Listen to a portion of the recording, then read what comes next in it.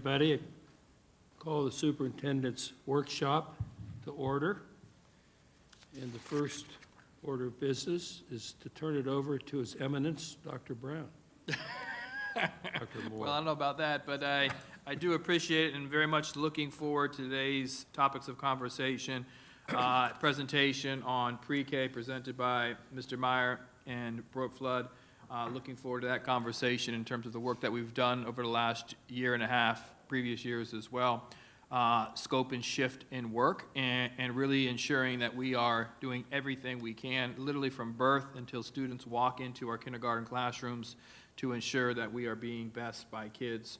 And then very much looking forward to our facilities master plan conversation. This is work we've been digging into even in the midst of COVID over the last year. It was one of the first things we did, Mr. Fagan and myself, I think my very first workshop, was to begin to look at this. We have a strategic plan, but we don't have a 5-year facilities plan. So this is very, very exciting work. This is what school systems and districts should be doing. This is innovation, this is transformation, and excited to talk about that. I'm going to ask for some direction regarding the Small School District Council Consortium, and then just a brief overview. We've spoken at 2 different committee workshops around the equity positions, so we can get those approved and really begin to continue to push and lead in that area as well. So that is our agenda for today. Thank you, Dr. Moore. And the first item on the agenda is, if you all recall, when we had our organization meeting, we talked about the possibility of only having 1 meeting a month. And there's probably pros and cons to both. I think we were all, not all of us, but 2 of us were new. And, you know, over the last couple of months, hopefully we've gotten sort of used to one another. I still think it makes sense, given where we seem to be. And if in my perfect world, and then I'd be more than happy to hear comments from any of you, obviously, as well as Dr. Moore from a staff perspective. If I had a perfect world, I would have it once a month. I would combine a superintendent's workshop and a board workshop. You could start at noon, and you got a lot of time between noon and 4:30, even 5 o'clock, and then you'd have your business meeting at 6 o'clock with the understanding, and 3 of you who are incumbents would know which topics, such as the budget. The budget may require and schedule ahead of time a couple of meetings a month. Obviously, that's important. I know, going back to my days in Indian River Shores, in the summer we tried to keep things light, but we would have a couple of meetings a month on the budget. So those are my thoughts, but obviously I'd like to hear what you all think at this point in time. And in no particular order, we'll start with Dr. Schiff. I have to say that my position on this hasn't changed. I am, like the next guy, I am happy with fewer meetings rather than more, but I don't, no pun intended, sorry, but I don't think that this is the forum on which to do that personally. I think in this position of public trust and responsibility, it is incumbent on us to spend as much time together as it needs. I can't imagine, for example, the county commission saying that they would want to go down to once a month, or in their case, even twice a month. I don't think that would be fair to the public. And I think as the other prevailing county body, I'm sorry, but I'm not in favor of it. Okay. Next, Mrs. Berenborg, would you like to, or Mrs. Rosario? I have never been in favor of going to 1 meeting a month.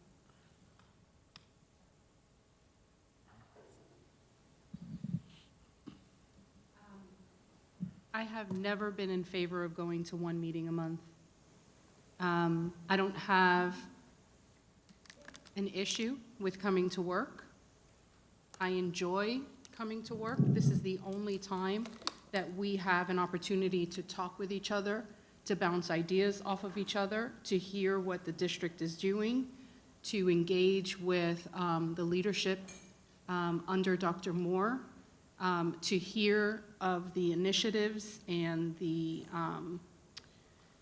going on, the daily work of the district. Really, we can receive that collectively as an elected body when we come to work, when we are here.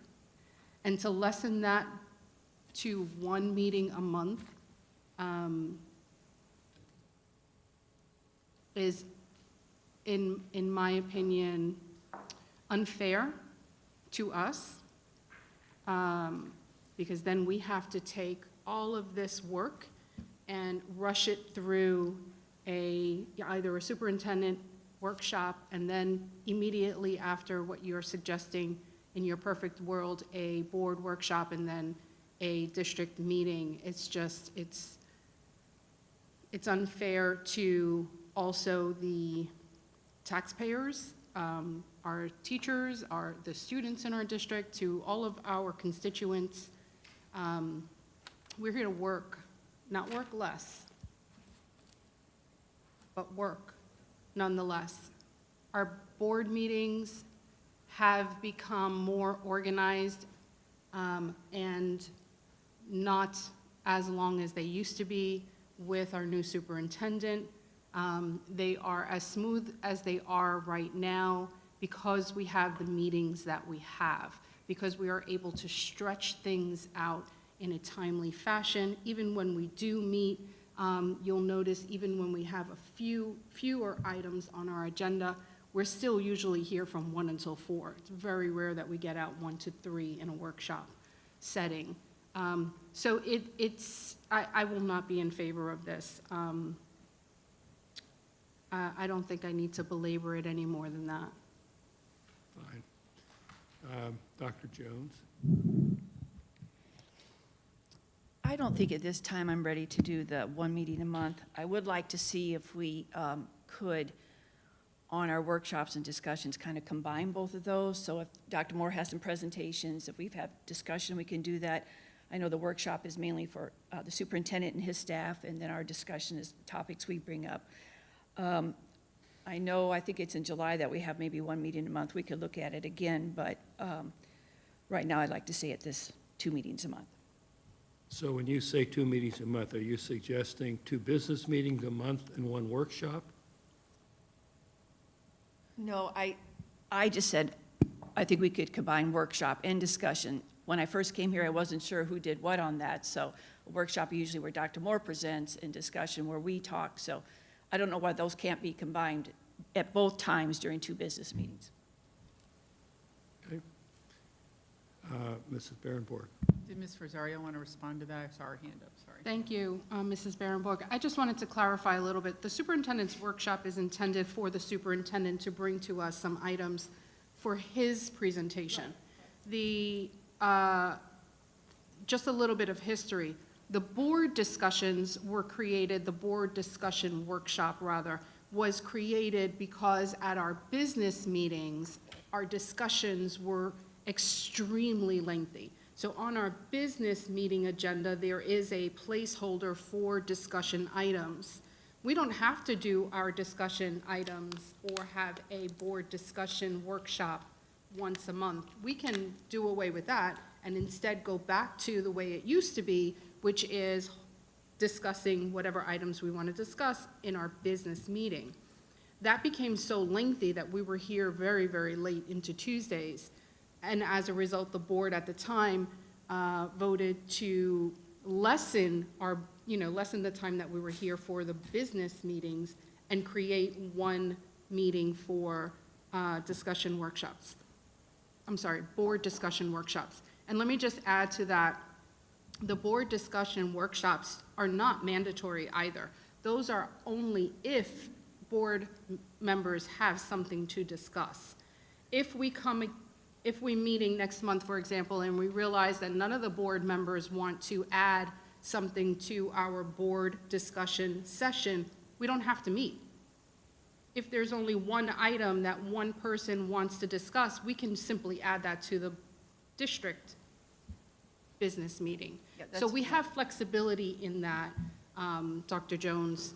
But I do appreciate the superintendent's workshop. I don't want to impose our discussion session into his time because he often has quite a bit of items to present to us. And I hope that Yeah, that's clear. I just know that unless, I think it was discussion, we added some that weren't on the agenda. So if there's a workshop, we can add a couple of those and not have discussion. And again, just kind of fine line mainstreaming it. Well, and then Mrs. Berenborg, but the one thing, and I think that's probably called a compromise perhaps, but we all have our time with Dr. Moore, and if something comes up in a discussion with Dr. Moore that deserves more time for discussion, it can either be added to his workshop, we can, if we eliminate the second workshop, we can always reschedule it, and obviously it can be added to the agenda for the business meeting. Mrs. Berenborg? Yeah, a good example of that is, one item I wanted to bring up to discuss is pre-K. And you see that it's on our agenda today. So when I brought it up to the superintendent in our meeting, he said, actually, why don't we present that at my workshop? So that is possible that we can do those sort of things. I believe in working smarter, not longer. I don't like to meet just to meet, but I also agree with you that we are here for our taxpayers and for our students and our staff. So I think that limiting, trying to squeeze together a bunch of stuff to have one meeting sometimes can be difficult, but it also can be possible. And I think in the summer, there are times that we can do that.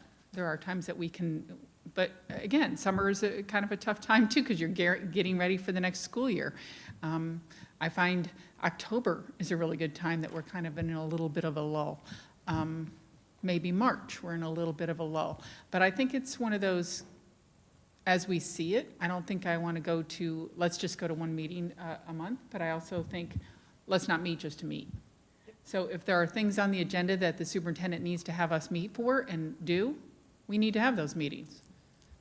But if we're just filling an agenda with a bunch of fluff and we have one item to vote on, why are we meeting? That's my concern. Okay. Dr. Schiff? Yeah, I think, couple things. One, because of sunshine, this job is different than other boards and other spaces where people are allowed to talk to each other. So the thing that I find I benefit most from is that in these meetings, I have an opportunity to talk with my colleagues about the business we're here to do.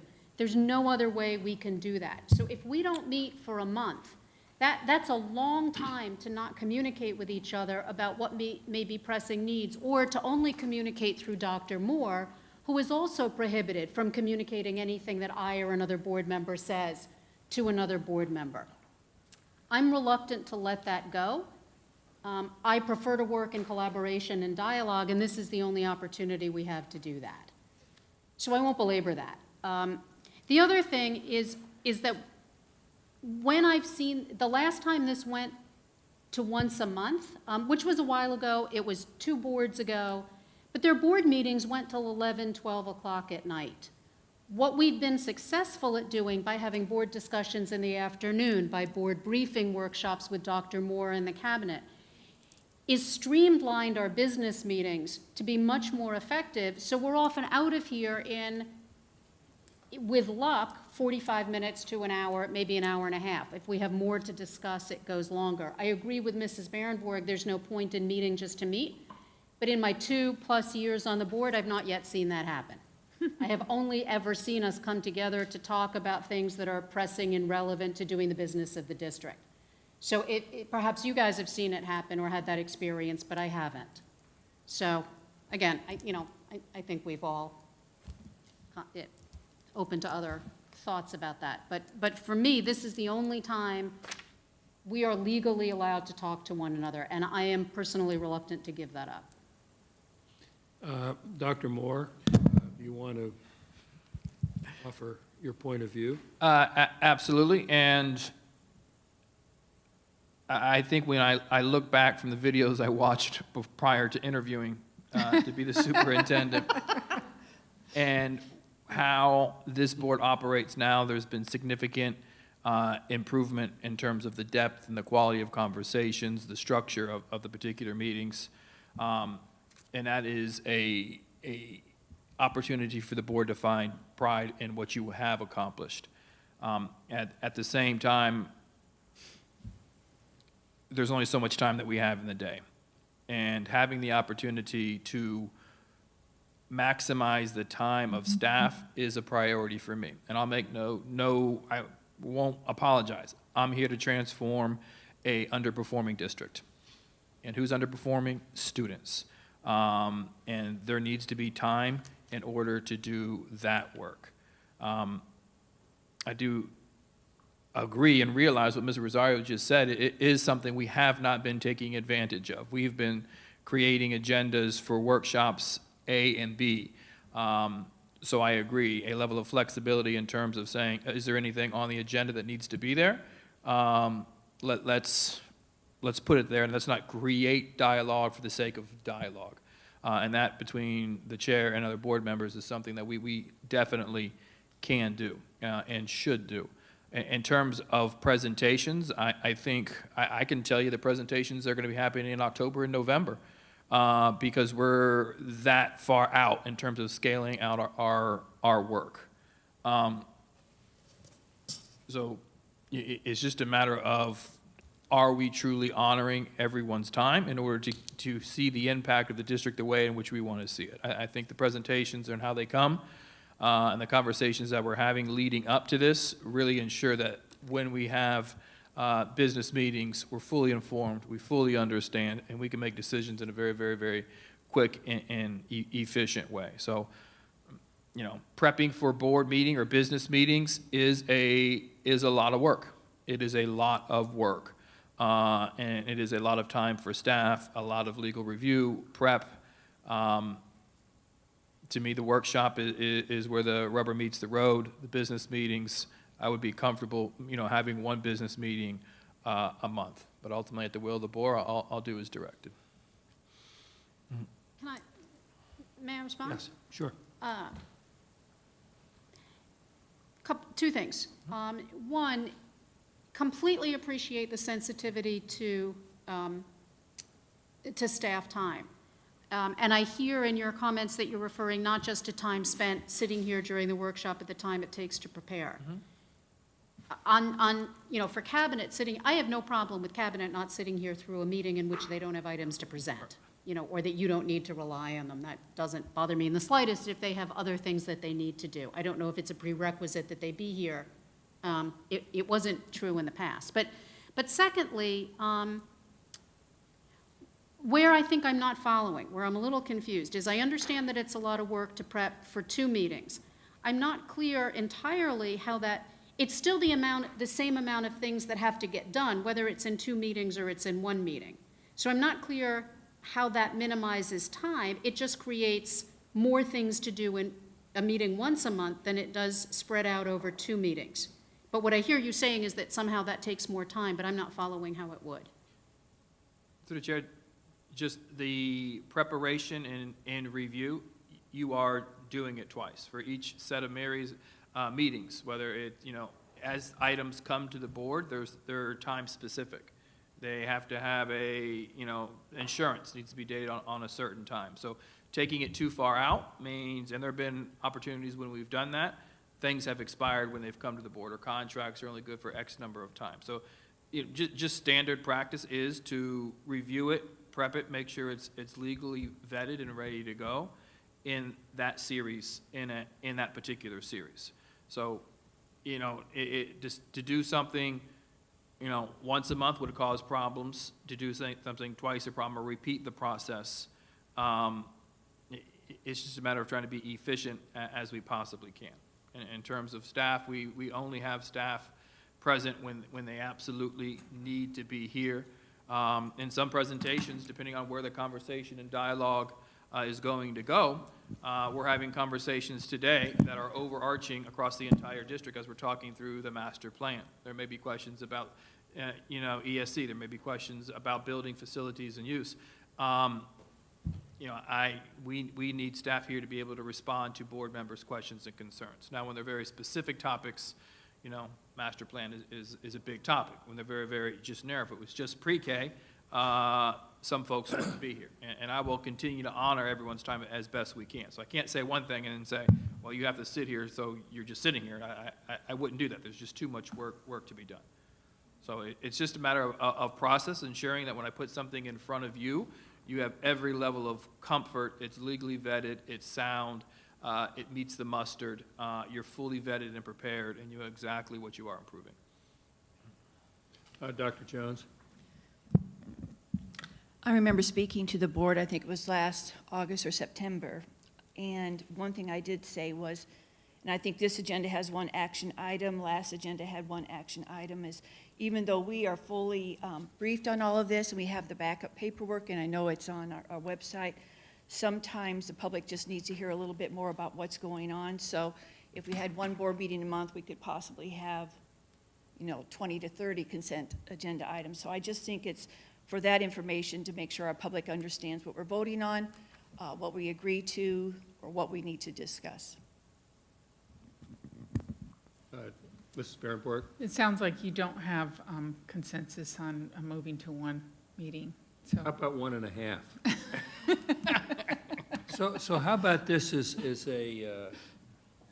we schedule the meetings as they're scheduled, which is every other Tuesday, more or less. But if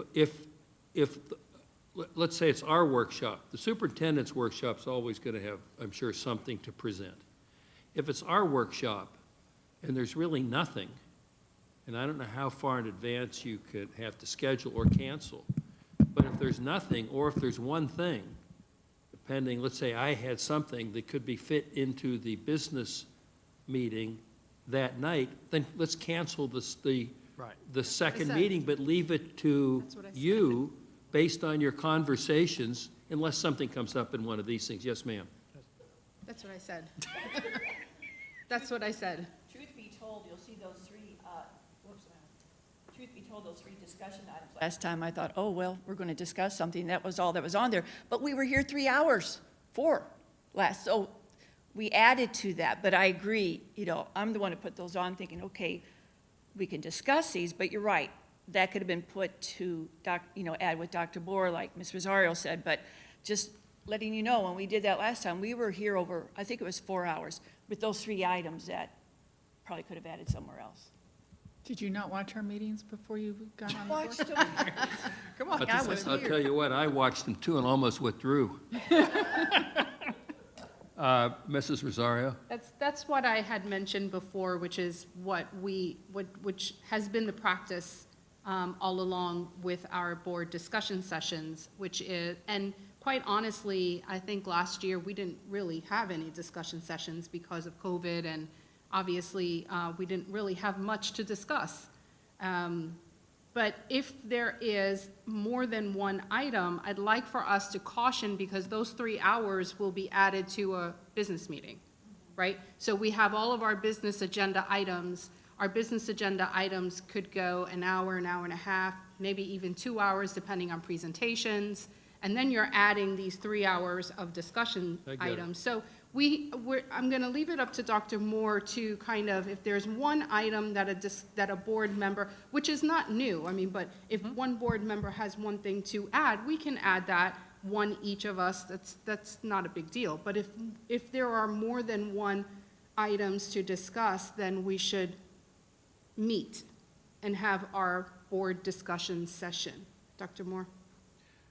Well, I think maybe a possible solution is, as I am scheduling out some of the discussion items that will go through the rest of the calendar year, putting those out for you all to see and have an understanding as to what is coming and what it is and when it's coming, gives you a better sense of what we're talking about to guide your thoughts. And I think, as an example, Ms. Berenborg, pre-K, that's something we want to talk about. this really is I wouldn't say a concern, but an opportunity for us to highlight some of the work around questions Ms. Berenborg has regarding pre-K. And it's a great conversation and great dialogue. But it's during my presentation. So as you see the topics that we're covering, we know about the budget because that's the work of the district. So as things come in terms of new initiatives and things we're pushing out, we continue to grow a process that works for us and is in fact honoring everybody's time. The other thing, just as a last comment, and that's all I've got about it. Sometimes what's also helpful, what I would like to leave time for at some point is that there may be issues for discussion that are collective, that aren't an individual board member with an individual priority bringing an issue for discussion in the board, but we may have a list of topics. This was kind of how this started. Because these conversations didn't used to exist until a year and a half ago, I can't remember. And at that time, there were many board discussion issues that there was never time to discuss. What I would like to see us do at some point is kind of develop a list of those things. What are the things that we collectively think need to be discussed over the course of the year? And we schedule those out on the board discussions, leaving them to, you think about it a week before the meeting and get it on the agenda may not be the most productive way to have those conversations. Dr. Moore, did you have a? No, I agree with that. So in upcoming meetings, I'll share out those items and, give the board some time to process those. And we could create a kind of a year at a glance Yes. topic conversations. Things will happen, emergencies will arise. But in terms of long-term planning, that may allow us to be fully prepared, vetted, and have deep dialogue, and just not superficial. We'll all be ready to have those conversations. So that's a good That's idea. exactly what I want, to have a long-term plan for what it is we need to discuss, rather than somebody had a thought, on the preceding Tuesday, and it wound up on an agenda. But let's do that in a more conscious and conscientious way. Well, I think there is a benefit to, picking topics as opposed to constantly reacting, thinking ahead. So why don't we leave it like this? Mrs. Rosario suggested that if there's nothing of substance, or nothing, period, to speak of, that can't be pushed to the business meeting, that second workshop can always be canceled. So why don't we leave it as is, but Dr. Moore, you're, in charge of, in effect, the agenda, and you'll know, unless something comes up today for our workshop. I'm not suggesting that we cancel the next one, but leave it in your hands, and you'll be able to tell whether it's a good use of time or not. Absolutely. Yes, and the board discussions are not actually the superintendent's to direct, with all due respect. Those are for us to talk about. So perhaps at our next board discussion session, we can talk about this long-range planning, and we can understand what are the issues that are going to be confronting the district in, let's say, the next year, 6 months, whatever the time frame is. Have board members determine a structure for how we talk about those, because those board discussions are driven by us. They're not driven by the superintendent. His workshop is. But the agenda is set by the board and the superintendent collaboratively, and if somebody wants to put a board discussion item on, they get to do that. So, But Dr. Moore's the one that receives that request. Unless we, sitting here and agree we're going to talk about, the future of football at Sebastian River High School, we can put that on our agenda, but I'm suggesting. you should talk about that. Sorry, I'm not a sports person. Well, that makes it worthwhile, frankly. But I think we're more or less in agreement, so let's try it.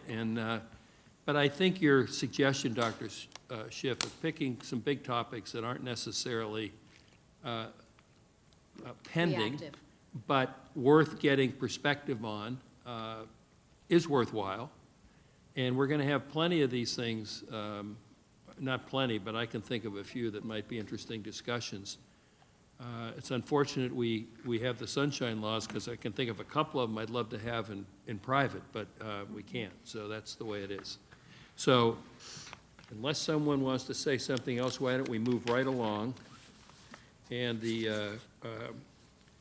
Dr. Moore I will turn it back over to you, and you can, Thank you, and I will briefly set this up. This is a presentation in which we're providing an update to the board around pre-K services, and then allow the board the opportunity to give us feedback as we shift and guide the work moving in the future months. So with that, I will turn it over to Mr. Mile for a presentation, and I'm sure Ms. Brooke Flood will interject as we go through. Thank you, Dr. Moore, through the chair. We are excited to be maybe the first. I don't know, you guys talked a lot about presentations and discussions, so I get to be first on the docket. I think that all of my cabinet members should not leave the room. I think they should stay and participate in this conversation with us. I know that they love this just as much as I do. Mr. Bass especially gets excited when I talk about curriculum instruction. He does, I'm just playing. you can tell. No, he does. But so a lot of different things here from listening to the board just now, realizing how I can grow, how I can learn in the presentations. Don't want to have these talk over the heads of any of our constituents or the board, but also, want to make sure we're getting into the specific details to answer your questions. So I think I appreciate any feedback, any questions at the conclusion of this to make sure that we're giving a good, complete picture of what's going on in our early learning programs. And I would be excited to do this annually as an update as to where we are, where we've been, and where we want to go. So without further ado, as Dr. Moore said, I do have Ms. Flood here with me to assist with any of the specific questions that may come up. But essentially, we guided this presentation with a couple of questions of who do we serve? And I think that maybe not everyone in the community understands the role and the responsibility of the school district in the early learning sphere. We do partner with the Early Learning Coalitions, who are our counterparts for serving students birth to 5. We specifically most focus on our students who are in the 4-year-old range, although our pre-K students with disabilities do go down to age 3 through 5. Those students do need to be identified. We have a district-wide child find team that assists with the identification of the students to see whether or not they need to be provided services. Through that, they get the traditional FTE funding. The Florida Education Finance Program does provide funding if they are enrolled in our school district for both Survey 2 and Survey 3. They can be staffed throughout the year, and we are required to serve all of those students, whether it be in one of our facilities on our campus or in what we call an itinerant nature. Those are students that may be in a private provider for the remainder of their day, but we ensure that they get the specific services that their disability affords them. You also have the voluntary pre-K program, and maybe what a lot of people in this state sometimes forget if they haven't lived in another state and haven't traveled around the country, that Florida is special in that voluntary pre-K is something that's available to all Florida 4-year-olds, and really one of the few states that does that. It's not compulsory, it's not mandatory, but we do offer 540 hours in the state of Florida to our 4-year-olds. They have to be 4 by September 1st or 5 if they're going to participate in the summer VPK program. Students or families that wish to wait until summer, that program is condensed to be a 300-hour program, and really it can be used in conjunction with the students with disabilities side of the house, that you can get a full year of pre-K service during the year if you have a disability, and then still use your summer voucher to get additional services during the summer. So very excited, that's the situation that exists in Florida. Hasn't always been the case, sort of leading the way across the country with the number of students that we serve. And this district, we'll talk about some of the things we're looking to do to improve that. So who are we would be the next thing. We have program staff both at the district level and school-based staff. As I mentioned earlier, we have child psychologists, SLPs, intake specialists, resource specialists that serve as coaches that work with Ms. Flood to ensure that our students with disabilities are appropriately staffed and placed into schools. And then in our schools, we have certified pre-K teachers. The students with disabilities are required to have a certified teacher. VPK does not require that, but I'm excited to say that a number of our VPK students are able to be with a certified pre-K teacher, because one of the things that we hold dear, not just in the K-12 system, but in our early learning spaces as well, is inclusion. We know that the more we can do to include all students together in a healthy class environment is going to be to the benefit of everyone. So we do have a number of our VPK students that are being served by certified teachers, but that child development associate is a different level of credentialing. And then to ensure that some of our students have the appropriate support that they need, we have teacher assistants, we have self-care aides, And depending on the child's IEP, they may have speech or language services. So we also have school-based speech and language pathologists to ensure that those students get what they need. Probably Blue Rick, we may have mentioned, should have mentioned, for some of our pre-K ESC students, they share the occupational therapists and physical therapists that are on site at some of the school-based locations. So where are we serving students? Currently, we have our early learning in 6 different locations. The VBE being our largest, they have 62 students currently, but as I mentioned, that does change, honestly, from day to day. As we receive new students, we are obligated to serve them, and we want to serve them because we believe that serving students in this 4-year-old space is going to enable them to be kindergarten ready. Another point that I'll touch on later. Those 62 students, they do have 13 total staff members. We're going to touch on what we've worked to do to improve our staff allocation model in a little bit, but want to ensure that there's instructional equity across the board. So we've got 13 staff members, some of which are still in the process of being hired as the program has grown to serve those 62. Then Pelican Island and Dodgertown, they have 4 classes as well, but 50 students at those locations. Then we have Fellsmere. Fellsmere has 32 students, 4 staff members, and Glendale and Indian River Academy are in the 18-19 range with 2 staff members to support those, or that 1 classroom that are at those sites. So during this current year, coming into this organization, as I've shared with the different board members and other presentations, my former role as the executive director of Just Read Florida really enabled me to work closely with the Office of Early Learning and the Committee on Early Grade Success, which was sponsored by our own local Representative Grawl. There's a lot that needs to be improved in Florida's early learning landscape. A lot to be proud of, as I mentioned earlier, but a lot that could still be improved upon. And just knowing what needed to be done, we jumped into this year trying to implement many of the improvements as we await Tallahassee to lead some of the charge. So I'm going to give you guys a heads up of how we have improved classroom instruction, enhanced our own progress monitoring, developed a more robust data collection process, and have continued to strengthen the community partnerships.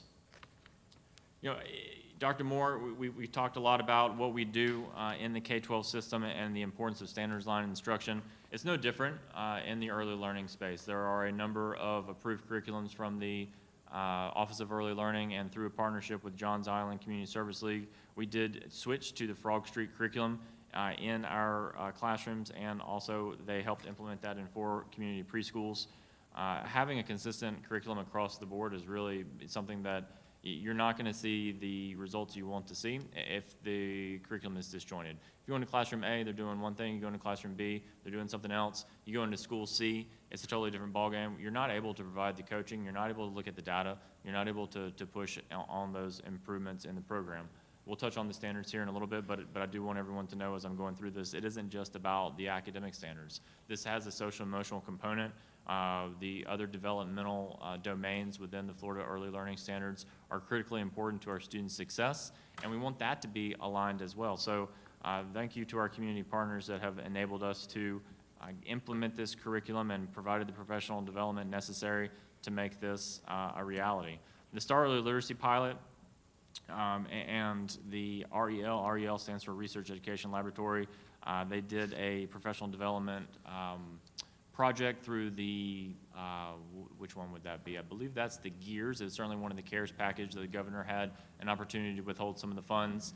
The people in Tallahassee were able to convince the governor that a most appropriate use of that was to improve education in our early learning spaces. So they contracted with a group to provide professional development to our early learning teachers across the state, and we jumped on that from knowing what they were going to provide, knowing the needs that all of our teachers have. It was certainly something that I tasked Ms. Flood to make sure that we were a part of, and proud that we have been able to be rocking and rolling with that. So the progress monitoring, it's very interesting to me that more districts haven't taken advantage of this. A couple of years ago when we switched to the new Florida Kindergarten Readiness Screener, the state went with the STAR Early Literacy, right? So that's a product done by a company you may have heard of called Renaissance. It's a quick adaptive program, asks the students about 20 questions, takes about 15 minutes, and really you could be doing it as soon as the kids turn 4. It goes up to about 3rd grade. What many people didn't realize is that any provider, any district could have procured this on their own. So when I got here, I told Ms. Flood, I said, if that's what's going to measure our rate of kindergarten readiness, then we absolutely need to make sure that we are allowing our students to get a shot at this, get that at-bat to see where they are and see how well they're doing, so that we can use that to drive instruction. Little did I know that the state would then sort of follow suit with that, with the governor's money, and so they implemented a pilot. And so we've also taken advantage of the state's assistance in that, but it still enables us to utilize this in some of our ESE classrooms. As I mentioned, there's a difference between the VPK and the ESE classrooms, so we can still utilize the STAR Early Literacy in our ESE classrooms because, of course, those students, while they may not go to a VPK summer program, they will be counted in the overall kindergarten readiness rate next year when they take that assessment in the first 30 days of the school year. Also, kudos to Ms. Flood and the team. She has reached out with a couple of other private providers to develop the Indian River Kindergarten Readiness Benchmark Assessment. I never want to over-assess, but the reality is that the STAR Early Literacy, it's a computer adaptive, so not every student would see the same questions, but what's good about this is that every student is seeing the exact same questions, and we can use that to drive instruction and then also collaborate with our other private providers. That's one of the big misses of the state's policy is the difficulty in school districts collaborating with private providers, but through Ms. Flood's work with these, a certain number of local entities, we've seen some improvements in the coordination between looking at data, talking about professional development, and seeing how we want to better serve our students. As I sort of touched on this just a second ago, you know, it's very interesting the relationship between the early learning coalitions and the school districts. The way that the Florida statutes read, we are two completely different constitutional entities, and with that comes a challenge in the sharing of data. We're all very protective of our data, as well we should be, but the reality is that some of our providers have already given assessments. They've already learned things about the students that we receive in kindergarten, and the fact that we have to redo some of that in order to get the ball rolling in kindergarten is a little bit challenging. And the fact when they take the assessment in kindergarten, the providers aren't provided with enough data about what's going to happen to improve their instruction.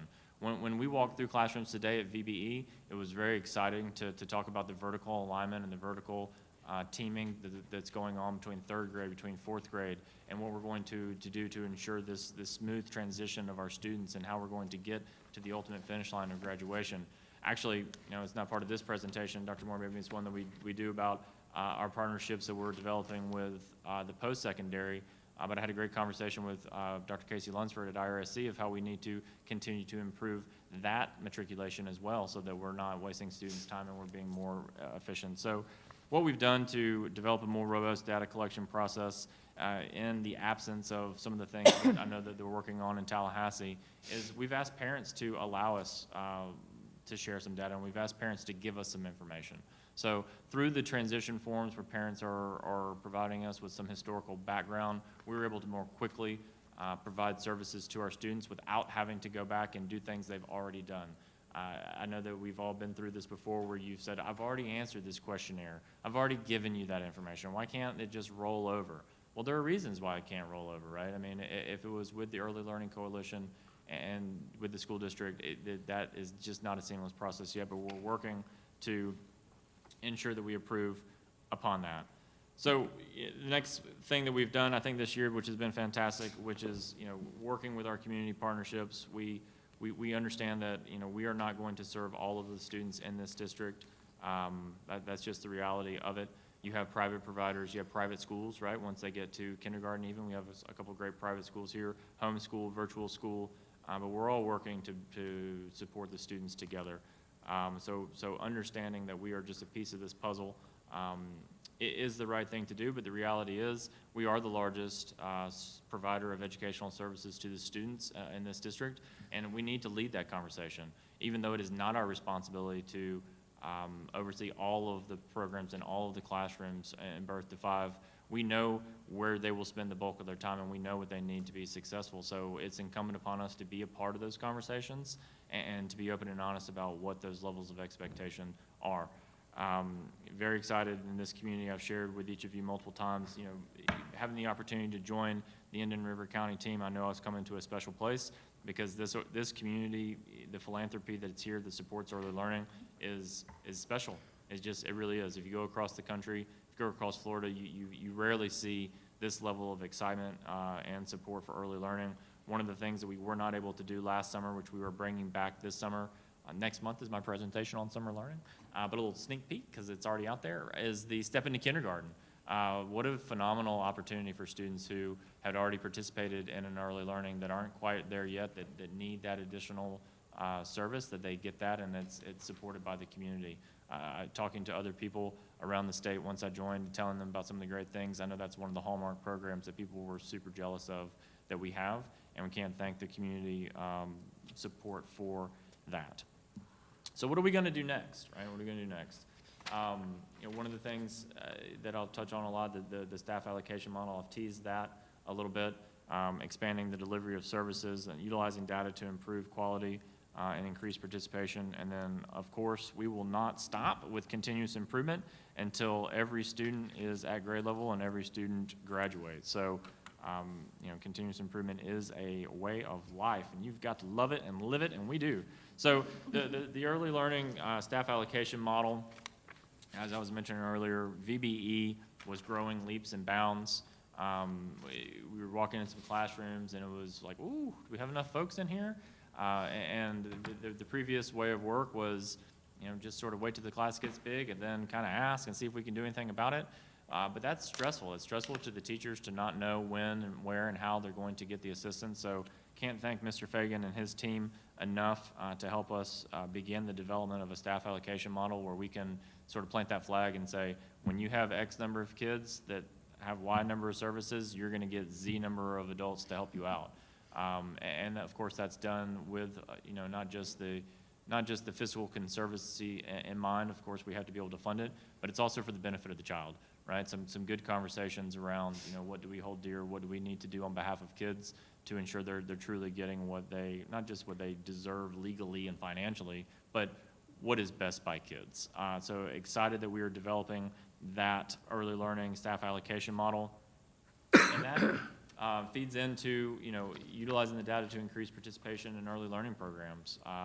One of the things that's interesting to me as I dig into data, I've always digged into statewide data, even before I went to the DOE, and certainly there was my job, but I'm not gonna stop doing it now that I'm here at the local level again, because we learn from our neighbors, north, south, east, and west, those across the state, what they're doing to be successful.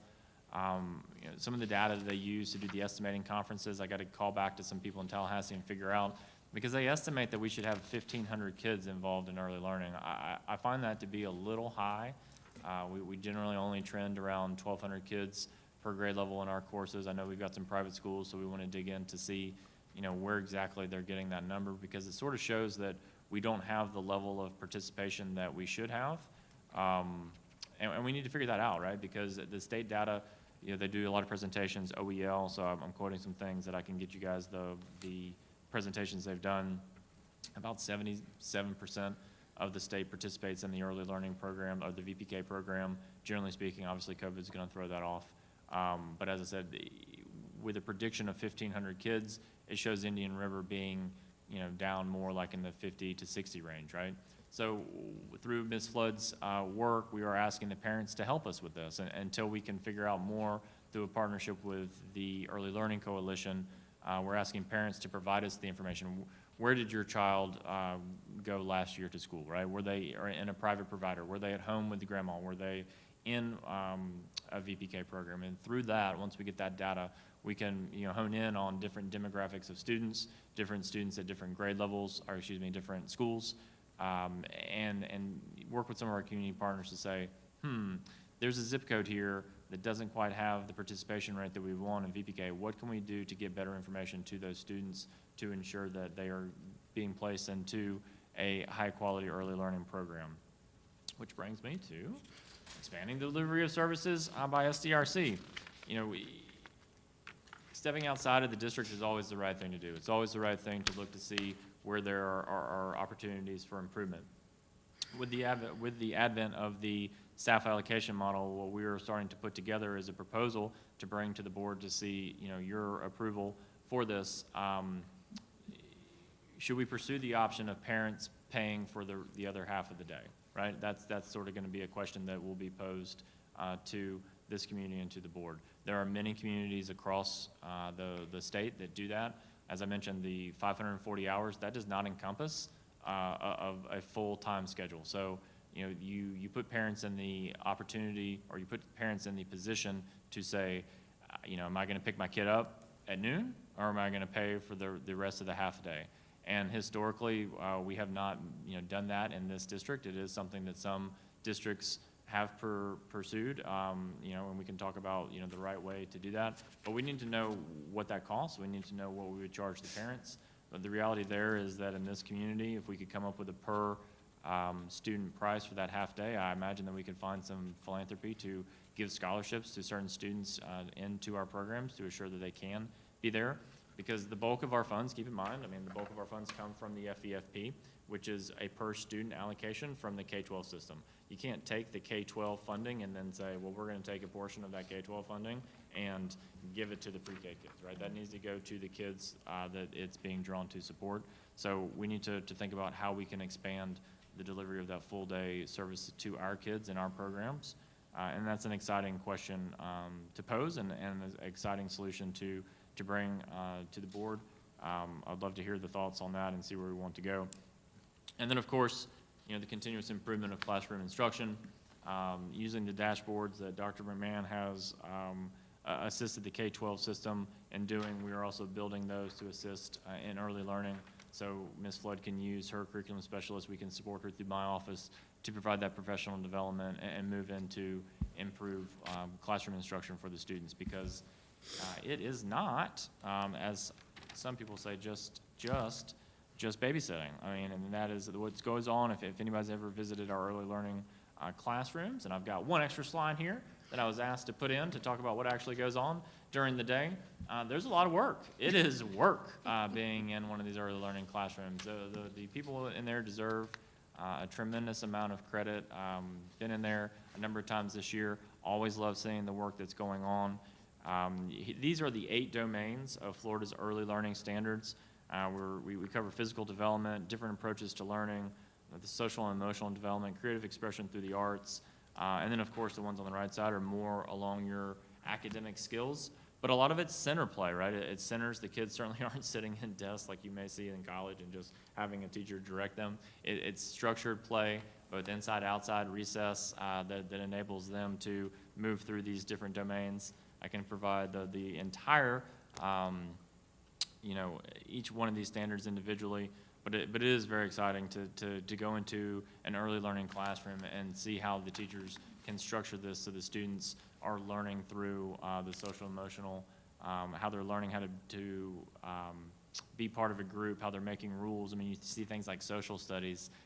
Are they learning about the Battle of Thermopylae and the Greeks? It's no, but they're learning that we have rules and that we all work together and that you're part of a culture and that you're part of a society and then you have a valued place in this. So it is exciting to see how our teachers are able to structure this in the course of the day, watching the students move between the different centers, watching their little minds just light up when you ask them questions about the scientific inquiry. What did you think was going to happen? And they'll tell you just the coolest things about what they're doing, and the teachers support their development in that. So in a nutshell, that is what goes on in our early learning programs. The last thing that I would touch on would be those VPK rates, the flickers. Obviously, this year was a year like no other. That assessment is to be given the first 30 instructional days of the year in kindergarten. If you think back to the first 30 instructional days across the state, it was the Wild West, right? You had some districts that weren't open. You had some districts that were open. You had different instructional models going on. We did not test students in the remote environment in our Flickr scores. All those were done in our classrooms. We were able to test about 80%. If you think back, the different grade levels that had different percentages of students that were in school at the time. So we was excited that we did test more students, than the state average tested, and then our performance did increase. It's hard to know of course, you know, what would have happened with that readiness rate, quote-unquote readiness rate, had all of our students been back? Would it have been higher, would it have been the same, would it have been lower? I would say that we found that students that were taking the test remotely scored higher. So I think that had we allowed them to take the flickers at their house, then they probably would have scored higher and it would have been better, but I'm not sure that that would be as reliable as the data set that we got. But still proud, you know, of what we were able to accomplish, that this district did show growth, it did show improvement. Many districts went down. We did not. You know, I think back to the 12 months that I've been here and what's happened, moving my family here and taking my son to the VPK program in Pelican Island back in June. It's been a wonderful ride, but we have a long ways to go. The reality is, if we're going to reach our, you know, auspicious goals of, you know, 90% ready by third grade, we're not going to be able to just move a cohort of kids 50 points, right? We can't have, you know, like some districts that are coming in at 30% kindergarten ready and think that our kindergarten through third grade teachers can move a cohort of kids from 30 to 90, right? But if we can get kindergarten readiness up to 65, 70, right? If we can get there, then I can ask, and we can definitely expect that our K through 3 teachers are able to move us in that direction and get us closer to 90. So with that, I will be ready to answer any and all questions, and excited that this is what we get to talk about today. Oh, I have a list. Okay. Thank you for presenting, and thank you for gathering this information. As you know, I have concerns about pre-K because, you know, as we're looking at our African-American achievement plan, and we're seeing the numbers that we're seeing where kids are starting off, coming into school already behind probably 2 levels or more. So that's a huge red flag. In Indian River County, that should not be happening. We should be doing everything we can to identify kids early and get them the services they need. And I know there are a lot of groups out there doing those things. The concern I have is the coordination of that. I do know, like, the Learning Alliance has tried to coordinate a lot of these groups. But when you're looking at data, and, you know, you gave some information about the Flickr scores that conveniently just came out. When I went through them, I looked at them too, and I said, okay, well, the state went up 4%, we went up 6%. How about all these other ones that jumped? What did they do? Well, I already made phone calls. I already know some of the stuff that other districts are doing. Did you?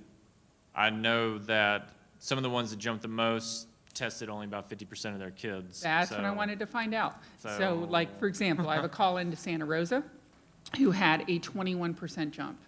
Why did that happen? You know, because data can be skewed, I know that. But I also want to know, is there something they put in place that helped? And if so, why aren't we learning from that?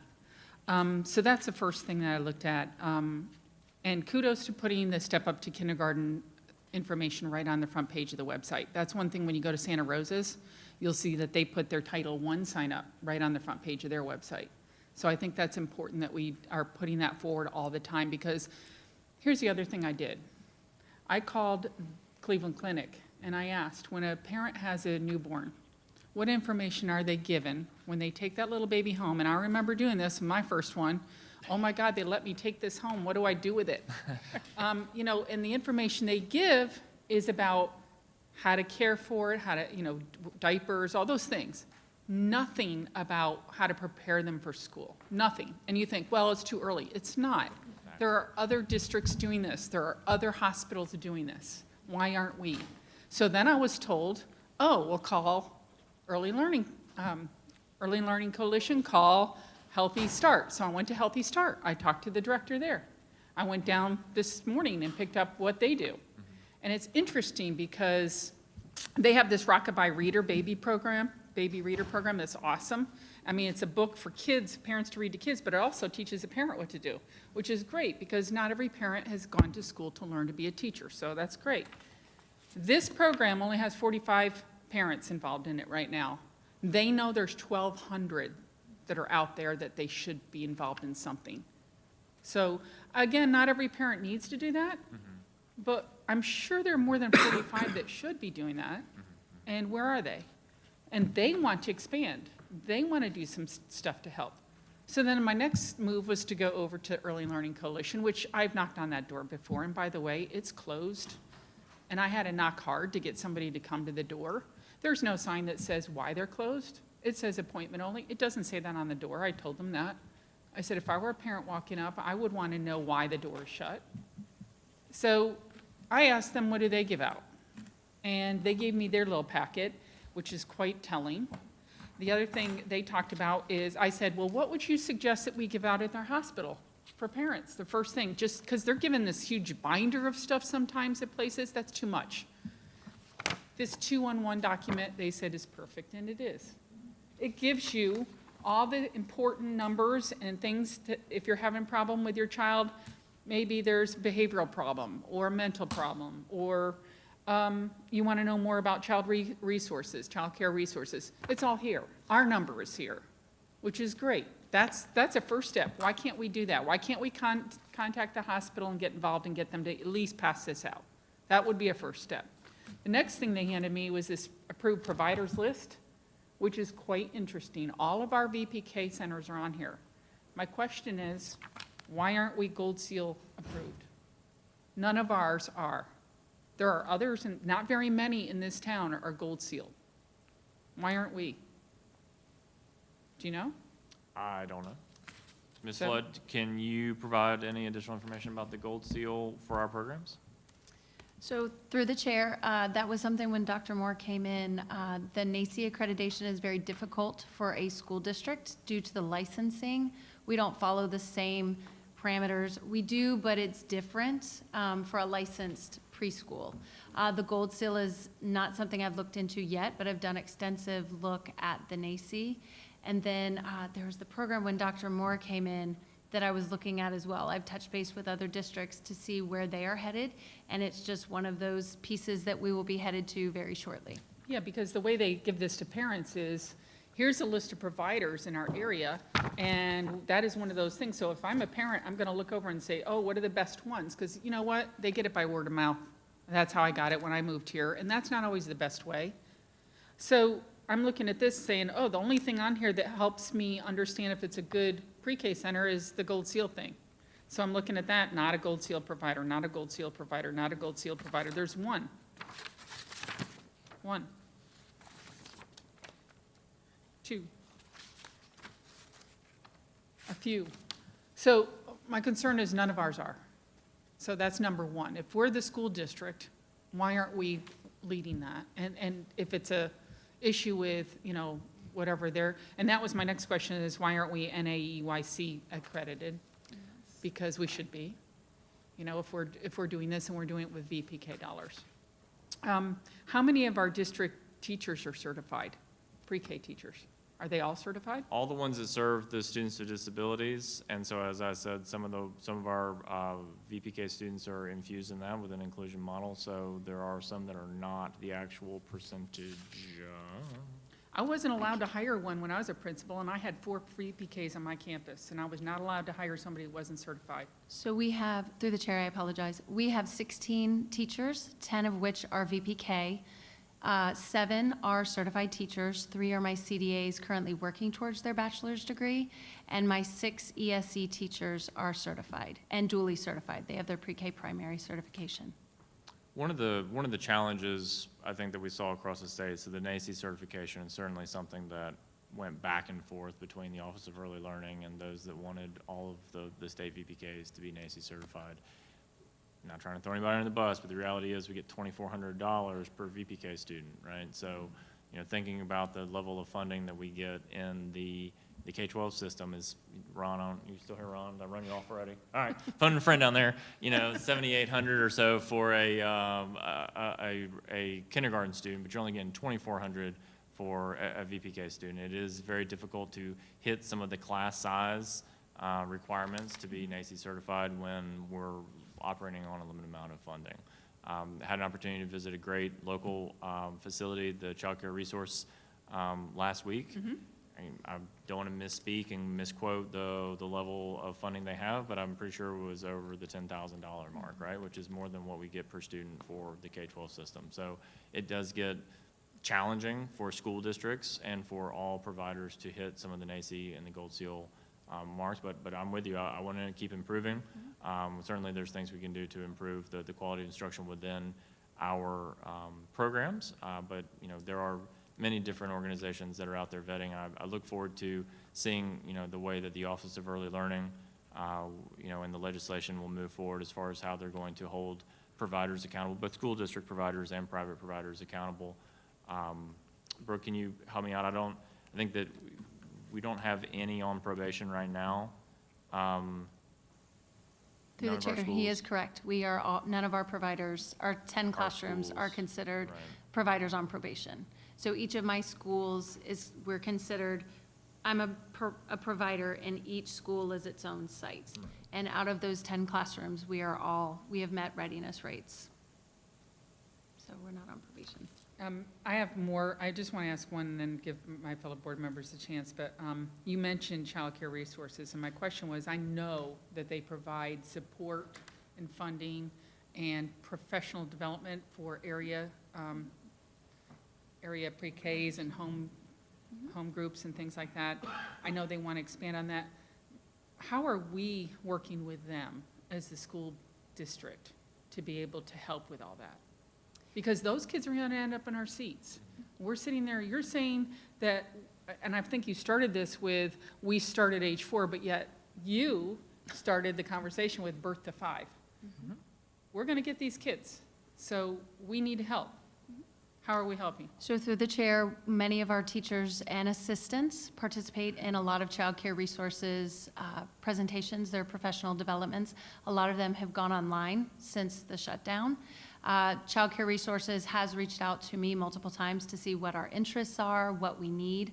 Our preschools, our VPKs are also included in our conscious discipline immersion program. So our classroom teachers are coached each year with 3 other preschools to have a more intensive look at the conscious discipline, to bring it to our students, and we continue to just branch out from there. So we're constantly working with Childcare Resources.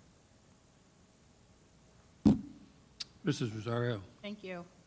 I have a question with regard to, I have a couple of questions, but I want to follow up with something Mrs. Berenborg mentioned with regard, and then you've answered with regard to the funding. I think what I heard you say was that it was pretty difficult to accommodate the class sizes that are necessary for some of the Bright Star acknowledgements to reach some of these. Could you just expand on that a little bit more? Yeah, the NACE, there's a lot of different requirements that NACE has for their different levels of accreditation. One of them is class size. And we're all good at basic math, right? I mean, you get X amount of dollars per kid, so it's going to cost Y amount for the teachers, right? So the state funding for VPK is $2,400 a year, so you average that out. Brooke, you do it off the top of your head all the time. It's something like $3 an hour. It's $4.61 an hour. Right, so you start thinking about what that's going to take to have a full facility, right? It's not just the staff salary, it's the materials they need, it's the roof over their head, it's everything else. You start thinking, how many students am I going to have with one teacher with times 4? It's difficult to do that without some supplementing from somewhere. And what is the average that we have now?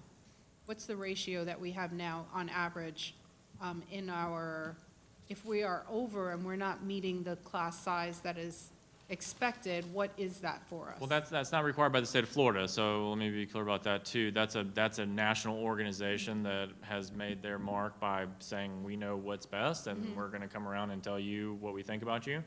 Where the people in Tallahassee always push back and say, I don't know if we really agree with you or not. Some of them do in Tallahassee, some of them don't. It's a different conversation. A lot of the stuff there is not bad to shoot for.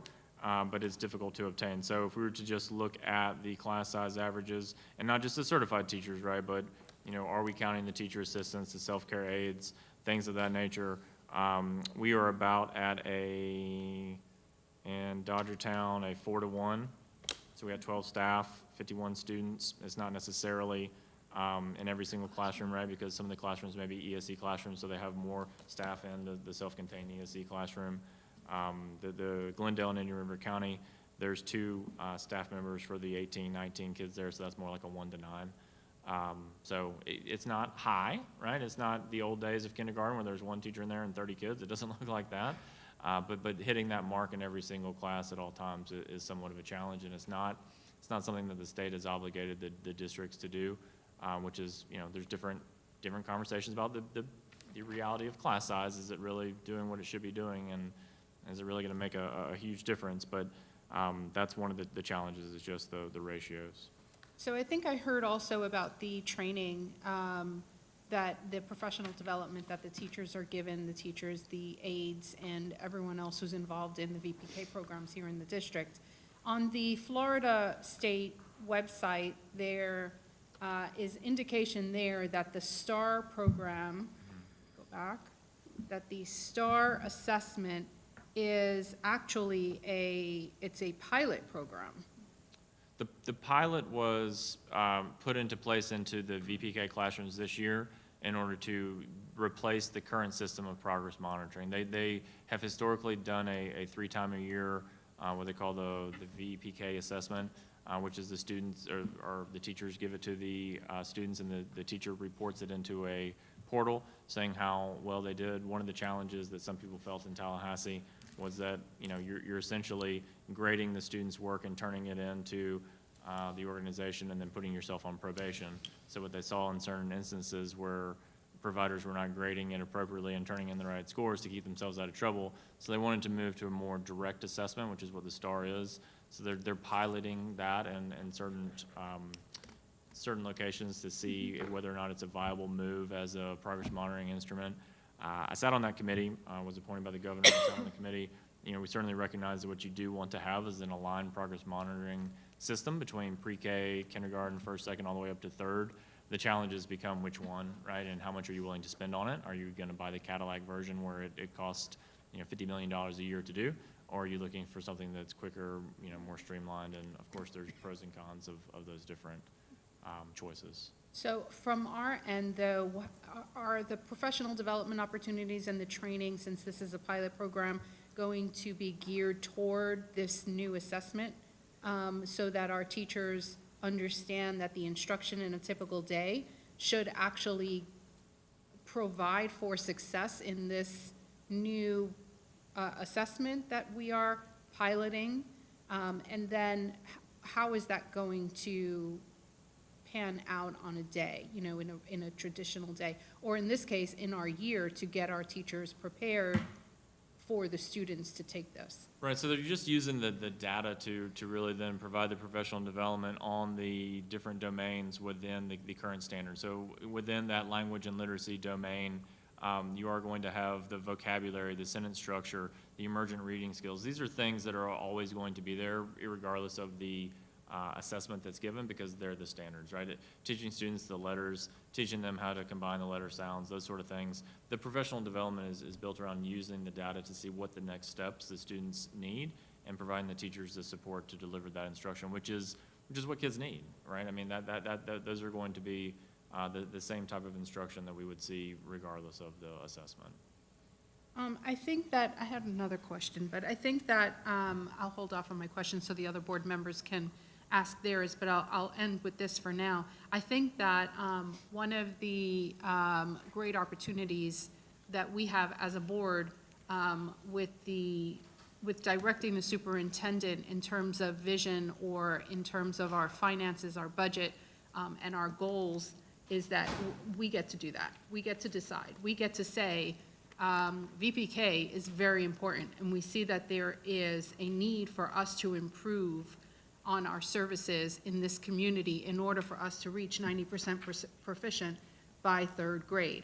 Maybe that's an area that has been underlooked, and maybe that is an area that the board can redirect focus in, or redirect our finances or our budget so that we can reach some of these class sizes to get some of these, to meet some of these benchmarks so that we are on these lists of STAR, Bright, and whatever it is that they're called. So we have that opportunity to do it, rather than sit back and say, well, we haven't been able to meet them because we don't have the funding for it. But we have the ability to make that decision.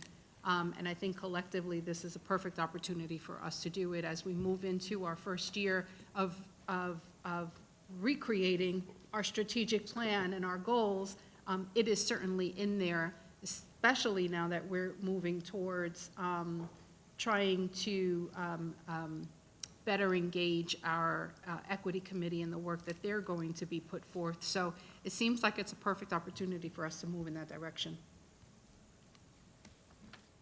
Dr. Jones. Thank you very much for the presentation. It was really good.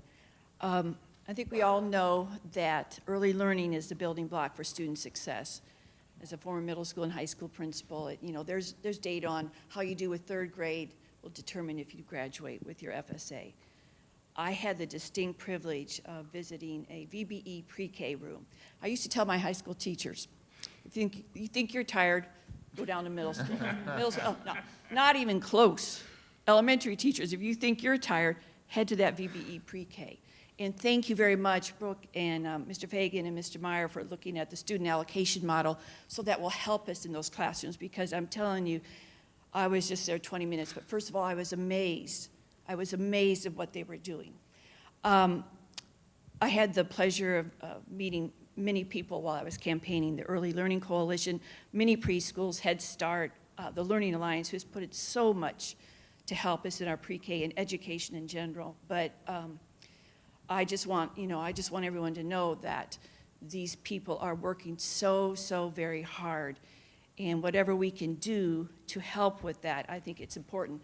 One of the slides talked about getting more seats. I mean, that's key. That's key. What Ms. Berenborg said, at birth, that's correct. I know I'm going to say my age, but I went to kindergarten to learn. That's how it was at that time.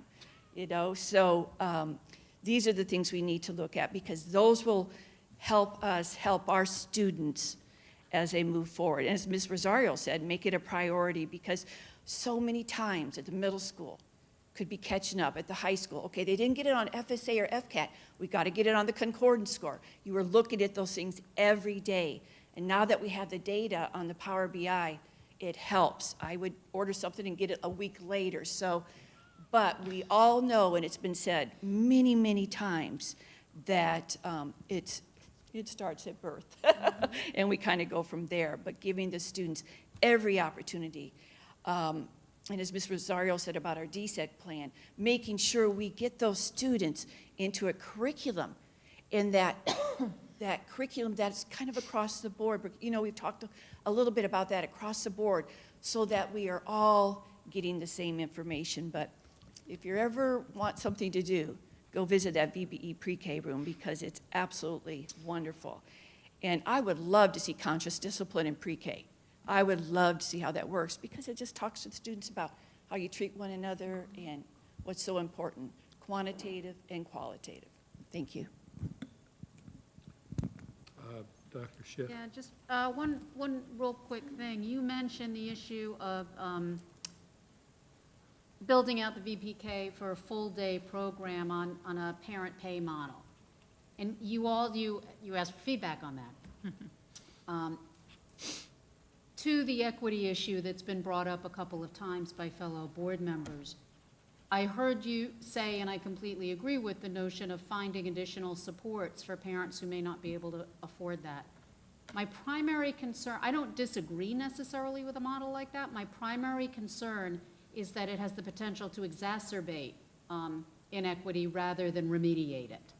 So I would be concerned that if we move to that model, to have those structures in place before rolling out any, sort of pay-to-play model, because what we do ultimately then is we benefit those parents who are able to pay for the additional hours, while further setting back the children of those parents who aren't able to, and then inadvertently, and this may be the wrong word to use, but inadvertently kind of shaming and blaming those who are unable to provide the additional resources, and suggesting inadvertently and unintentionally that they are somehow not as dedicated to the well-being, and the education of their kids.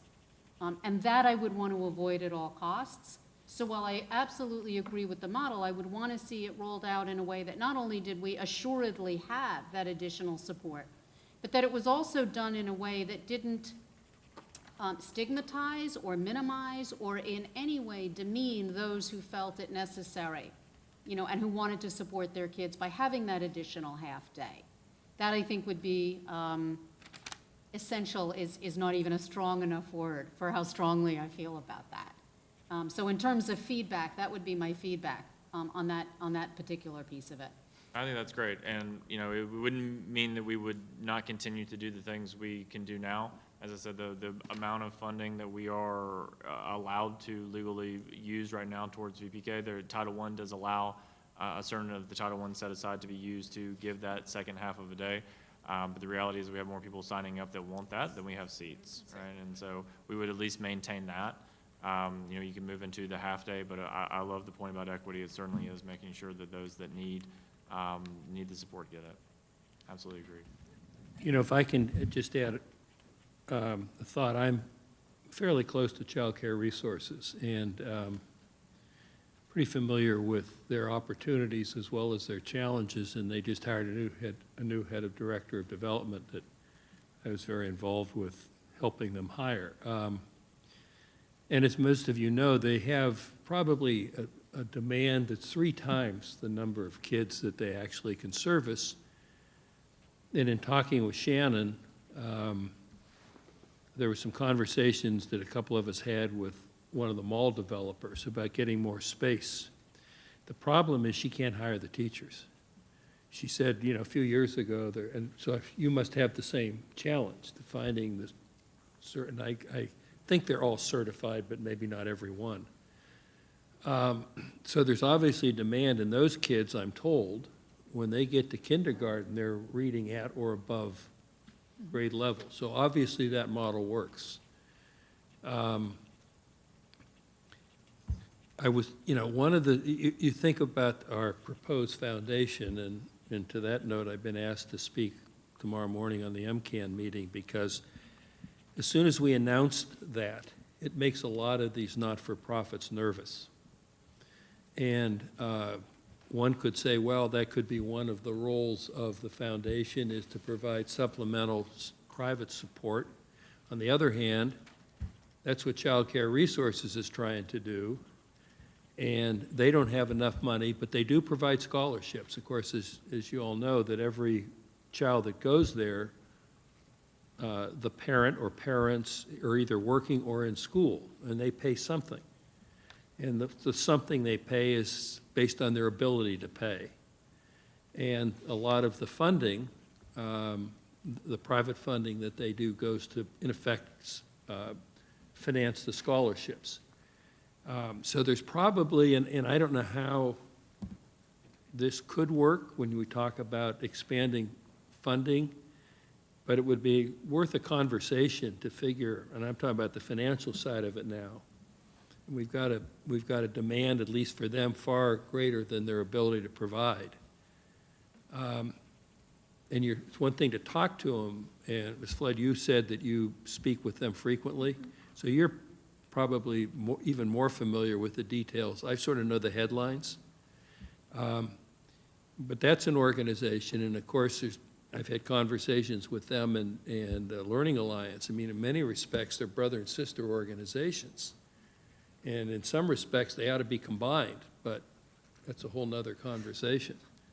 So there is an opportunity, and I think perhaps we can be even more of a leader in trying to figure out how to solve this puzzle of funding and meet the demand. And I would assume that the kids that would like to be at Child Care Resources that can't go there are in one of your programs. So you may, I would guess you cross-reference and you know exactly their wait list, so to speak, and you're. That's one of the challenges, is that data sharing isn't there. And that's one of the things to work to make sure that we, you know, can do that legally, is to know who's on our different wait lists. And that's certainly a problem that exists, that some of the state. Would that be considered, well, go ahead, I'm sorry. Through the chair, we do have, oops, I hope I don't mess this up. With CCR, they also have partnering providers. So if they're not actually on CCR's campus, there are other sites that provide those services for them. There have been times where they're looking for a classroom, checking to see if we have any room. Typically, we do not. Typically, we have our wait list as well. But there are conversations when that might be necessary. So, you know, that's interesting, and this is a topic for another time. We talk about the foundation. I know, Dr. Moore, I'm sure you all have ideas. We could have a laundry list of potential needs, but something like this that would be a benefit to the community, I'm talking about space now, a building, or go out to the Indian River Mall, and with all these stores leaving, what you could do and put a facility out west. I mean, there's a lot of things if you use, it doesn't even require a lot of imagination, that private funding perhaps could be available down the road. Sure. So it's interesting because Early Learning Coalition should be doing that. They should be coordinating where the spots are and parents that come in there and ask, where can my child go? They do that in other districts. I know that. So through the chair, they do. They will, especially with a VPK parent, they do help. They ask them to give us a call. They talk to them about other providers. They are there to provide that support. And we have pretty deep conversations with our coalition and have planned many, many things together. So Yeah. as we grow to expand. Part of my other concern is, I know that part of their job is to go in and assess how are all these different facilities, especially the ones getting VPK dollars, how are they doing? And when there's one that's failing, I mean, I heard a horror story that I was told by the director of the ELC, and there's nothing she can do about it. That's what she told me. She can go in there, they can do a spot check of the facility. If something's happening that shouldn't be happening, they can write them up, they can do this, but they don't have the authority to close anybody down. And that's a concern, isn't it? Nobody has that authority right now. I know that's part of that legislation that's going through the House right now. So that is just kind of a worrisome thing. The other thing I was going to say is, you know, having been a principal of a turnaround school, when I got to my school that was an F, I had one pre-K. When we reorganized that school the next year because of the F, we moved, the superintendent said to me, do an analysis, what's needed at your school? And I said, more pre-K. So he said, we'll double it. And I said, more pre-K. We quadrupled it. So we went from 1 to 4, and we saw huge immediate results in our kindergarten and first grade the next year and the year after. That was an equity thing. And Dr. Schiff, when you were saying that, that's exactly what I had written down. Well, I'm looking at flickers for the last 3 years. Let's throw out this year, okay? So let's look at flickers last 3 years. So in 2017, what, 50% is our district average. It was, I looked it up. Yep. Okay. African-American students came in at 37%. The next year was 54% for our district average. Okay, these are kids just coming to school. Are they prepared for school or not? Our African-American students came in at 43%. Again, behind. The next year, 52%, African-American students, 39%. So how are we going to close the gap when the gap's already there at the beginning? So how we do that is equity. We don't say, let's provide the same for everybody. We obviously have this issue. So my question to the Healthy Start people, when I went to talk to them about this program, which was really cool. By the way, they have a great flyer with information that has a great letter on it from Dr. Rendell, just so you know. So that needs to be updated. The other thing is, they would love to expand this program. So my question is, Dodgertown is a community school. Why aren't we doing that? Why aren't we letting them expand that program there? We can partner. I mean, I go back to some of the bullets. I'm all for the partnerships. I think that's absolutely the way to move forward. They want to. They want to. Let's get together. As a and do matter of that. fact, their teacher was one of my former teachers at my school when I was a principal, and I walked in and saw her this morning, and I was shocked. So they want to do that. Why not partner where the need is? At Dodgertown, make it a true community school where we're bringing in parents that may not know about pre-K programs and giving them information about, it might not be our pre-K program, it might be another one, but helping the ELC, helping Healthy Start, helping child care resources. Let's be part of the solution instead of not expecting them to be ready when they come to school. You know, that is a true community partnership when you're looking at it. So if you're looking at equity, let's look at these African-American kids that are starting out immediately behind and saying, why aren't we tracking them? So you said you're historically tracking now. How long have we been doing this? That we've been asking parents, where were they last year? Where were they the year before? We began that this year. This year? Yes. You know other districts have been doing it for 10, 15 years. Why haven't we?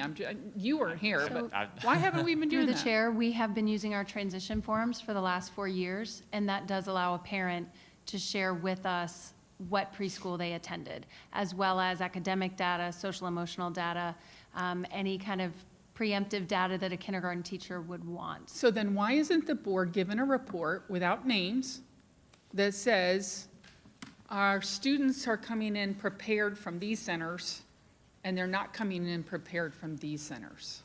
Why isn't that information out there for parents? So that is a part of, through the chair, that is a part of the information on the Office of Early Learning. It's a little interesting that they only report if a student has completed, I believe, it's 70% of the days that they go into their readiness rate, but that's one of the things that, I understood to be a challenge for some of the early learning providers or VPK providers in particular, is if we hold them just accountable to the readiness rate and don't allow to account for growth, you will see people from the concern about equity saying, I don't want that kid in my class because they're not going to count as ready at the end of the year. So they'll say, I only want the higher performing kids in my program because I'm not going to get credit for the growth. That goes back to utilizing that STAR early literacy as a progress monitoring to get an assessment of where they are in VPK, and then where that provider got the student to at the end of VPK, and then whether or not that treatment was large enough to begin kindergarten ready.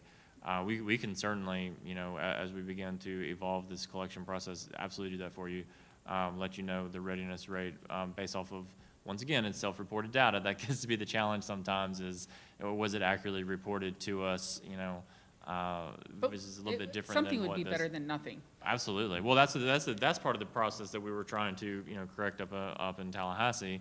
I feel as though that's the responsibility of the Department of Education. It is. The reality is that we have FLE IDs, the Florida Educational ID number, that the Department of Education could give that to us because they hold that data from both OEL and the school districts. Right? As I said earlier, we are different constitutional entities, which makes it incumbent of us to partner and collaborate, but they are the parent of both and have all of that. So that's work that Well, should be done, but I I will say appreciate the will say support the for getting trick- it done. I Yeah. agree with you. It's Let's do frustrating. this. The trick that we were able to move our school from 1 VPK to 4 is we use Title I funds for the other half of the day. Our That's right. parents did not pay for school. And that's what we're doing now. That's what we're doing. But there's only so much from the Title I set aside that you're allowed to do that. So it's how many students you do. That's exactly the right thing I to understand do. that, but why aren't we pinpointing where that need is? and It doing is there? pinpointed. It's Are we? that's where it's going on, Brooke, at Dodgertown, at Fellsmere, and at VBE. Is that correct? Title I is at Fellsmere Elementary. Just Fellsmere? Okay. Why not Dodgertown? We will look into that to find Our out how much we can do African-American there. students are walking in the door behind. Why aren't we doing that? So through the chair, to alleviate that, a lot of our African-American families are attending our local Head Starts versus our school district programs. We have a very small percentage of our African-American students in our programs. So what we have started is a data partnership with our Head Starts. Actually, just this past week, Monday morning, had a conversation with their program specialist, and we went through some of the STAR data for her students. We looked at some of our IRK Ready data. They utilize that same benchmark assessment. So we're seeing where those students are falling down and making sure that they have interventions and strategies in place to assist those students as they come to us in kindergarten. But you just said that our programs were full. Our current programs, yes, they are full, but our Head Start families serve majority of our Black students. So how many students are in our pre-Ks? There are seats for 164. 164. How many kindergartners do we have this year? About 1,100. 1188. Wow. Okay. Where are those other kids? Where have Wow. they been? That's so, They're going to other. Shocking. They're They're- going to other locations. About 900 are going to a VPK. So Mm-hmm. we're 900 out of the essentially 1,100 students are going to. Do you see why I'm passionate about this? Because having been a principal of an early learning school, I saw what could happen if you did provide those supports to where it's needed. Absolutely, and that's why I'm very thankful for the support that I have currently. It's been something that I have been passionate about since I came into this position. So it's very exciting to have these community partnerships and then the possibility of growing within our own schools. So, board members, take note. I'm concerned that if we're talking about African-American achievement, we got to start at the beginning. We got to do something to help our Head Starts in. And I think to that point, there's limited dollars and there's limited capacity, teachers and space. So it's got to be approached on a number of issues. No, but we can do stuff like help provide a room for a program like this. We can do Absolutely. things like that. It doesn't have to always be about money. It can be about giving facility or time. Mr. Rosario? Dr. Moore, I'm going to forego a couple of questions that I had.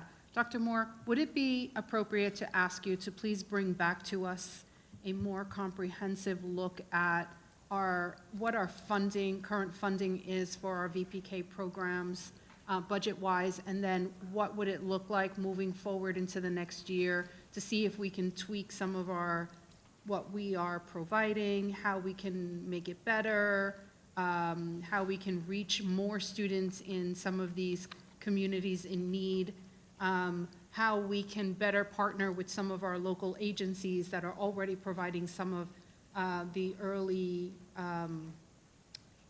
education in their capacity.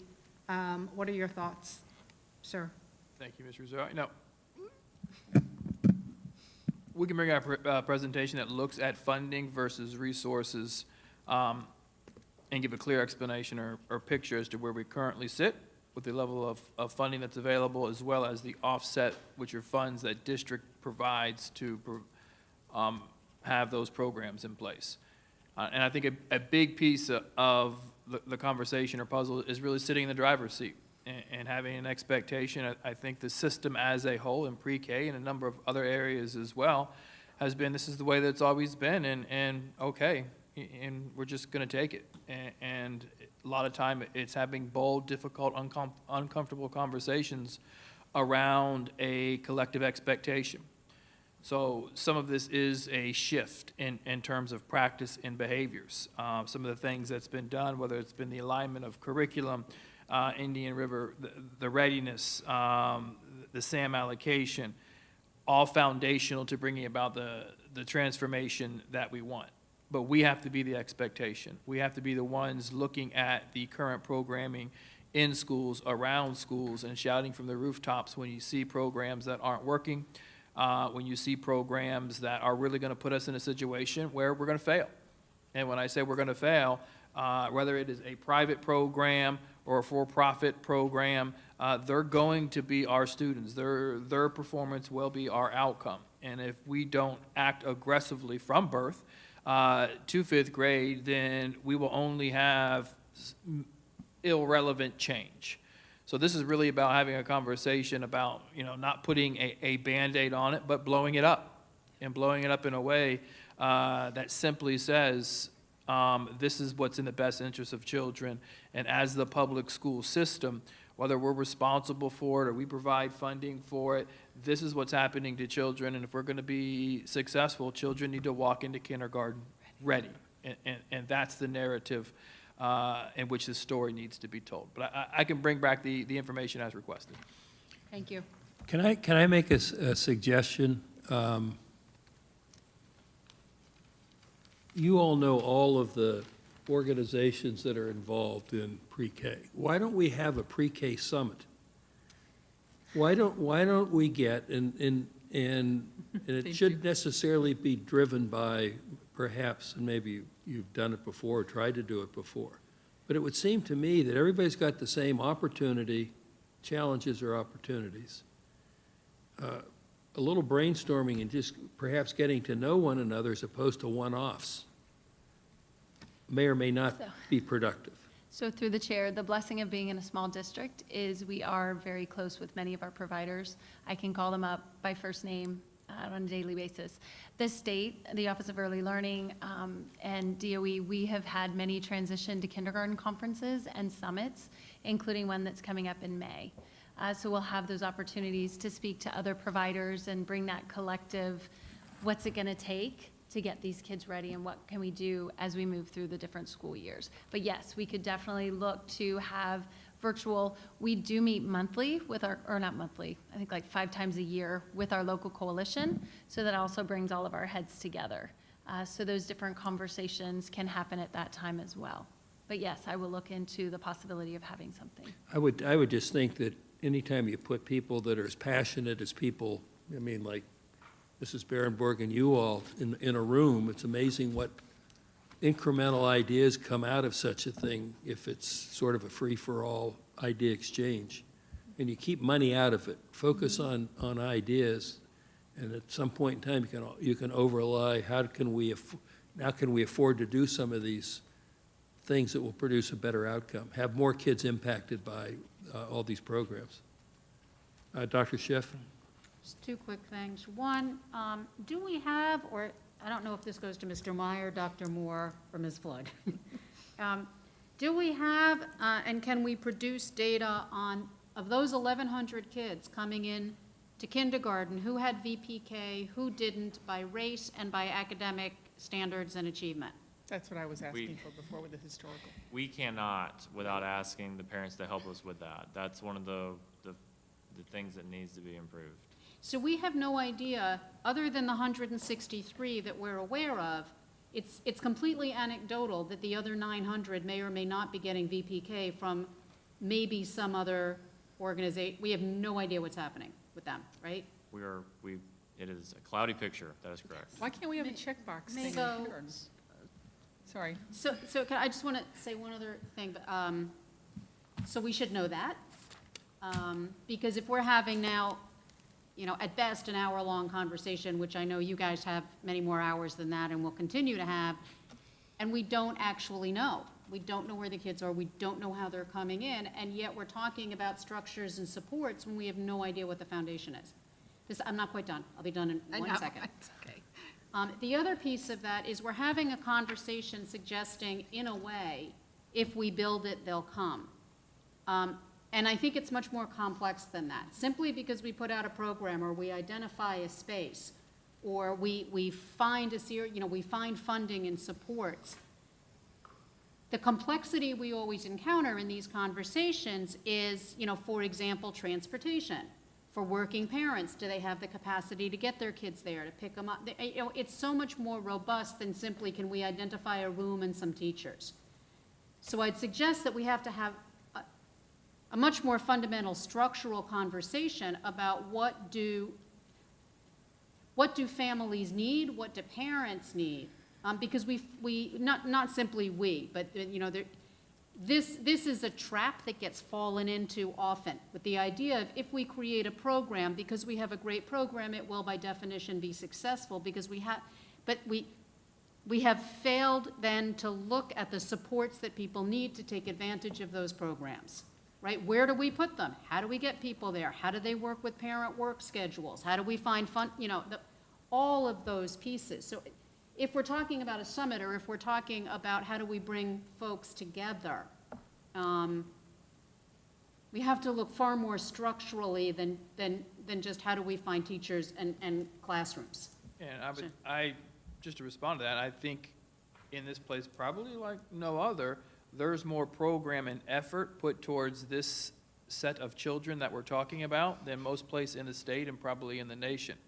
But then when you compare the contribution and the effort to the outcome is where you Exactly. see Exactly. absolute failure. And my point is, unless we're the ones to call it out and say, this is not working, this is the expectation that we have, this is the truth, let me be the truth teller in how we are organizing and what we're doing and what the true problems are, then it's just yet having another conversation. So I think the summit and having a clearly defined plan on how we as a community address this because there's multiple players in this room, not in this room, but in the room when we finally do meet, regarding how do we align the resources around a collective belief. And that currently isn't happening. couldn't agree more, because we can do programs till the cows come home, but if we don't fundamentally transform the structure, and if we continue to fall into the trap of thinking we are the experts, we can be experts all day long, but if we're not meeting the needs of people we want to serve, then our expert knowledge is useless. And I would suggest that we are not the experts, that the experts are the parents of the children who need the structures and supports, and we go there first. Dr. Jones, you've been patiently waiting. I was on a panel chair for United Way education grants a couple years ago, and we were talking about pre-K and some of the curriculum. How much, Brooke, consistency do you see in curriculum across all of, okay, there you go, thank you. And, okay, and then they talked about, they gave some data, I'm not gonna mention, names or anything, but this one did better here, this one did better there, but that was one of the things we talked about as a committee. Can we get that out to everyone? And one of my former students is one of the directors at Head Start, and I think more than anything, we need to go to Head Start and talk to them, I'm sure you do, to make sure not only Head Start, but you said more African-American students are going there than our VPK, just to make sure that we are supporting them and making sure that they are having what they need. I always adopt one of their classrooms at Christmas, and I'm thinking to myself, they're struggling just like everybody else to get the support, what we have to do for our kids. So I think it's also us going out to the community and talking. So through the chair, with that, when we had the conversation back at the beginning of the year with our African American Achievement Plan and our Black students and their achievement, it was kind of very eye-opening. I was not currently aware just how broad that was. I immediately went to the executive director of Head Start and said, I have an idea. Would you be willing? And immediately they jumped on. So we have monthly, if not, I was actually on the call with their program director earlier today in regards to some different things. So those conversations are happening. Do we have a shot at kind of, Mr. Meyer and Ms. Flood, do we have a shot at getting some kind of standard out there, curriculum for all of them? Do you want me to? So Could we give the it a shot? the Office of Early Learning puts out a list of acceptable curriculums, and each provider is allowed to choose their own. They can be very pricey. They're about $5,000 per curriculum per school, which for a for-profit, that can be pretty expensive, which is why this past year when we went to Johns Island to request our curriculum, we partnered with the coalition and said, hey, we'd really like to do this. Any of your providers want to be a part of it, and how can we make that happen? And thankfully, we were able to get those four schools, which is about 8 classrooms, plus our 10, that will have that consistent curriculum, plus our assessments and all. That would just be crucial. Do we have that? Thank you. And if I can, those schools that also got the Frog Street curriculum have also applied for additional grant funding through the coalition to bring that curriculum down to their younger classrooms. So for their infants, their 2s, their 3s. Okay, Mrs. Rosario? Some of the things that were brought up raised some concerns that I have, that I'm wondering maybe we have not done yet, is to kind of find out, maybe send out a survey to parents and find out why. Why are they not interested in putting their children in our public schools VPK? What is it in their research, if that's the case, and if that's not the case, why would they choose to, just so it doesn't have to be named, just so that we can gather some information, what do parents look for in a VPK? What are some of those things that are attractive to them to put their children this young into the care of somebody else? If it's not in the public schools, if it's in a private, or if it's that they choose to do their own VPK at home, what does that, why? I would like to know why, and I think that makes a big difference, because we're assuming, I think there's a lot of assumptions floating around here, but if we don't get down to the nitty-gritty of what actually changes the mind of a parent, we may not be able to address anything, and we'll be chasing our tails around. So if we can kind of find out some of this at some point, I don't know if this has been done before, but it'll give us some insight as to how we can make decisions moving forward. If parents, I'm not saying that this is us, but if parents look for things like cleanliness, or location, or how many teachers are provided, or is there a nap time provided? A lot of parents, I know when my son was in pre-K, I looked for a program that provided nap time. Some pre-Ks nowadays, because of this online assessment and some of these other curriculum, they're like doing away with naps for pre-Ks. You know, and that just drives me crazy. Some are moving away from, you know, less play.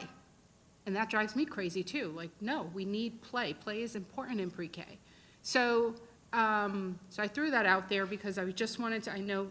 Yeah, absolutely. So to the chair. I see you trying Love to. it. Let's do that. I think that will help with a lot of things, but I do want to clarify, it's not that parents aren't choosing our VPKs, but we have a wait list, right? Yeah, So every exactly. seat is full. It'll make it What would worse. be interesting to ask them, to your point, if we could only offer you a half-day option, would you choose to come here, or would you still go to wherever you're going now? And right? why? And why? So these are great questions. I think that's a great idea. You know, right now, the only option that we have is the full day for the students that are selected through the lottery that we can support through the Title I to come the full day. And it's, if you could only come half day, would you? And then I think the other part is, if the only opportunity to stay the whole day was to pay, would you be willing to do that as well? So there's a lot of great things that we can learn from our community. Yeah, and I just want to follow up to that as well. Thank you for receiving this as something that we can discuss or maybe do. Parents are the experts, okay? Parents are the experts. However, there are some that are not. There are some that need a little bit of guidance and support. New parents who don't receive information about going into pre-K when they come out of college, when they come out of the hospital, they may need some of that extra additional support or that extra push or that extra training to say, this is what you should look for in a pre-K, or this is what you should do at home to get your children ready for pre-K, or why pre-K is so important to begin with. If they don't know what these organizations in our community are, who they are, you know, there's some, so I'm going to come full circle to something that I keep mentioning, Dr. Moore, which is this vision of mine for us to move towards these school together, stronger together talks, right? The district stronger together talks, similar to TED Ed talks or whatever it is now, right? Because we can have these seminars for parents, even in these topics,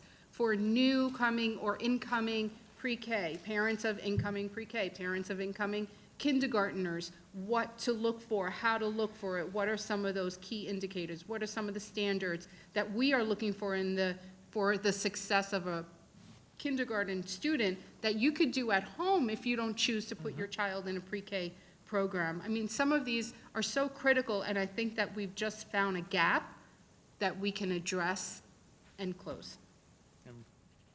Can I ask? one Coming soon. Okay, last, Yeah, last question. First of all, thank you, and sorry, I feel like I'm, attacking, but I'm not. I'm just passionate about this. I want to see this immediately at the hospital, and I want to see something like this if we can support it. Again, working with our community groups that are already doing good things, let's get them into our spaces if we have them. But those are the two things we could do right away. The other thing is, Brooke, how many African-American children that are in our pre-Ks at Dodgertown? Oh, goodness, off the top of my head. A higher majority than our other classrooms. So you're saying they're going to Head Start, yet we have those seats right there. My Dodgertown seats are full. I can tell you in the morning. Because one of the concerns I had was when I was at my school, and it was in a really, really rough area for Pierce, I had a 99% African-American school, 98%. I had, the only other percentage was in my pre-K, and I had two of my classes completely white. Because those parents jumped on the chance that they could get free VPK because they knew about how to find that information quick. My concern was, why didn't my other parents know how to find that information quick? So they could jump on it. Through the chair, so one of the great things we have with our Dodgertown families and our Fellsmere families is that we work collaboratively with kindergarten, and I was on the board for a long time, Kindergarten Readiness Collaborative. We have 2 family support specialists that are in our Dodgertown and our Fellsmere, as well as other areas, but those are our main targets. And they do provide a lot of that background for our families and kind of guide and show them the ropes and how to do that. And the members in those communities are those family support specialists. So they are well-known, well-respected adults in that community who are helping in that way. Good. The goal is to get those numbers up Yes. and get those kids prepared for kindergarten. That's the goal. Just one last question. Mr. Fagan, can you get us more money for pre-K? That's all I'm talking about. I'm sure you can. Okay, 5-minute break Oh, thank God. I was going to at 2:55.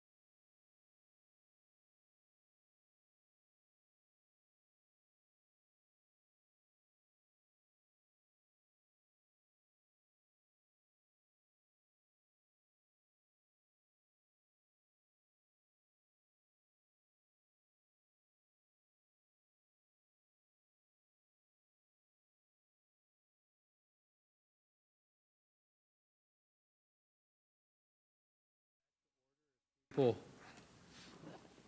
scurry back to their perches. All right.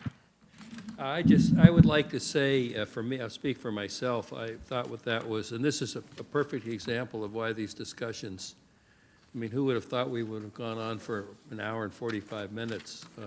But clearly it was productive, and there's tremendous opportunity and some challenges in realizing the opportunity. So sure there'll be a lot more discussion. So Dr. Moore, back to you. Thank you, and I couldn't agree more. Our next item is to tee up the first conversation around our long-range facilities master planning.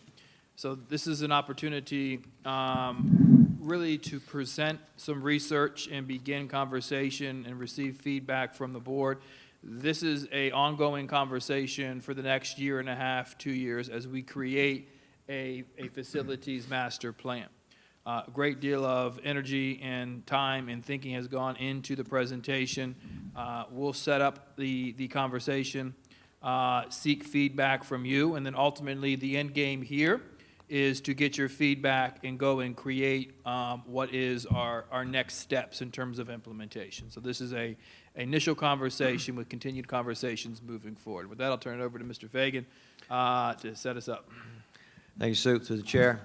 I'm very proud to present this with you today. I have our consultant, Mr. Tracy Richter. Mr. Richter, the board. What the superintendent has said is very true, but let me give you a little background about the process, where we are today, and Mr. Richter. Mr. Richter is not an architect designer. He is not an engineer. He is not a construction man. He does not build things other than plans to make education better. He is a planner. They don't make planners too much anymore. I wrote a quote down here that I just made up the other day. Building a plan to fill a space is what an architect does. You got a big piece of land, you want to build something, so you figure out what you want to build and you put it there. And then you turn away, and then whatever happens to it, happens to it. What Mr. Richter does is he builds a space to fill the needs of the community and the students. He comes in, he's been doing this for over 25 years. He's worked at schools such as Austin, Boise, Idaho, Broward County, Cincinnati Public Schools, Duval County, Florida School of Deaf and Blind, Norfolk, School District of Philadelphia. He comes in and solves their facilities and their educational problems. He's not going to come in and recommend build a whole bunch of new schools. He's going to come in and say, you need to build these kind of schools and these kind of classrooms to educate these children. Okay, so he looks at it from a different perspective. Before he got here, as an example of where we are and where we are today, our boundary maps were on paper. Mr. Richter's put them electronically. We also had 17,000 students in the district. We knew where they lived, but you couldn't see them other than drive by their house. Mr. Richter has put them into a model that where he can geocode those students and he can show you where they live, where they go to school, how far they live from that school, and et cetera. Before that, none of that information was available. That information is critical to building a master plan, because when we go to the community, we want to show the community what we have. We want to show everyone the issues and challenges we have. Without further ado, I turn to Mr. Richter. Thank you, Ron. Dr. Moore and Chair and members of the board, thanks for inviting me here today. Yeah, this is something I've kind of committed my life to. What Ron didn't mention is I was a former middle school teacher for several years, and which kind of gives me two things: penance and a fear of nothing anymore. That is and true. dearly miss that. I do. I miss the classroom, but I've had this opportunity to work across this country and in 26 states with all kinds of communities and all kinds of sizes of communities. And so it's certainly a pleasure to be here today to walk through this with you. You know, facility planning is both a science and an art. And I think when you walk through a process like this, first of all, it's a huge challenge for any school board and superintendent to walk into a facilities challenge. Really takes some audacity to do and some courage, because what a facility plan does is it can create change. It reacts to change, but there's no doubt it is part of change. And you know, if there's one thing I've learned in this, that's not easy in most communities. You know, and what you also learn is that, and you know this as board members and as administrators certainly, that you know, I grew up in Indiana. I use this analogy all the time. I grew up in Indiana, and I've been playing basketball since I can remember, because that's what you do in Indiana. You play, and I coached for 11 years, and because that's a rite of passage. And so when you coach basketball in the state of Indiana, everybody knows a little bit about basketball. And certainly being a coach on a bench is difficult because you always have the experts on the bench behind you. Well, put that in perspective of schools. Everybody's been to a school. And so everybody has different ideas about how schools should operate, how programs should run, and your conversation around pre-K is critical to facilities decisions, all those things. But it's more complex than that. And part of facility planning, and what we'll talk about today, is why it's complex and all the impacts on facilities and why we have to concentrate on all those aspects, and kind of the depth of the decision making. And for me, that's what makes this career that maybe has been thrust upon me, is that every district is different. There's uniqueness in every district that I've worked with. No process is the same, because it can't be. It's nearly impossible. They're like, I'm not sure I should say snowflakes in Florida, but snowflakes that are different across the board. None's alike. And so what I want to take you through today is a little bit of background on how we got to where we are and why that's important, and the process that we undertake to do facilities planning. And so, I'll move you to just page 4 and just kind of give you an overview. I've known Ron for 18 years now, probably. When he was a facility something, I don't know what, facility something. And we worked at this, but Ron has seen this hideous clip art stool for 15 years. But I have found this across the country, that this stool is a good visual representation of school facilities. That if you put school facilities on a bench top, there are 4 really big elements of information that support facilities from a day-to-day perspective. You surround that then, what might not be on here, but I'll talk to these to each leg of the stool, but what's not on there is that every one of those has the influence of stakeholder engagement, community transparency, how your community perceives data and how they see data, and what they reflect of that data. And so I think I heard somebody mention earlier that data can be shown and manipulated in a lot of ways, and it can. It certainly can. But what's important in a facilities process is, early in the process, is getting a community to understand that first baseline of data. And so the stool represents a real easy way to kind of see that data. The first one that we talk about is always demographics. What's the demographic of your district? Not just enrollment, although enrollment's important, but we want to see the makeup of your district. We want to see anywhere from labor statistics to birth rates to housing rates to we look at all of those things to kind of get that the feel of who you are as a community. And so demographics obviously plays a role when you look at historical enrollment versus projected enrollment, and even when you're talking about projected enrollment, what those numbers mean within projected enrollments, and understanding those numbers. The second one is condition. We talk about condition a lot because when people are walking into school buildings, I'm a huge believer in this and always will be, and probably the reason I still do this and travel a lot, is that I believe that our school facilities should reflect the value we have on education. And when a student walks into a building or a parent walks into a building, our buildings don't reflect that, I think that's a black eye on education. And so our facilities are important, and the condition of those facilities is important. So, I actually live in Columbus, Ohio, so we talk about warm, safe, and dry a lot. When I'm in Florida, I talk about cool, safe, and dry. And we want to make our buildings, that's our baseline. That's our baseline of facilities. And so when we talk about condition, we certainly talk about the systems of our buildings. And you're going to see some numbers today that are pretty big numbers, but I don't want you to panic on the numbers because they're nothing to panic about today.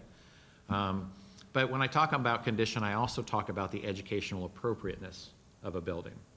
What we might refer to as educational adequacy. You'll hear me talk about adequacy a lot.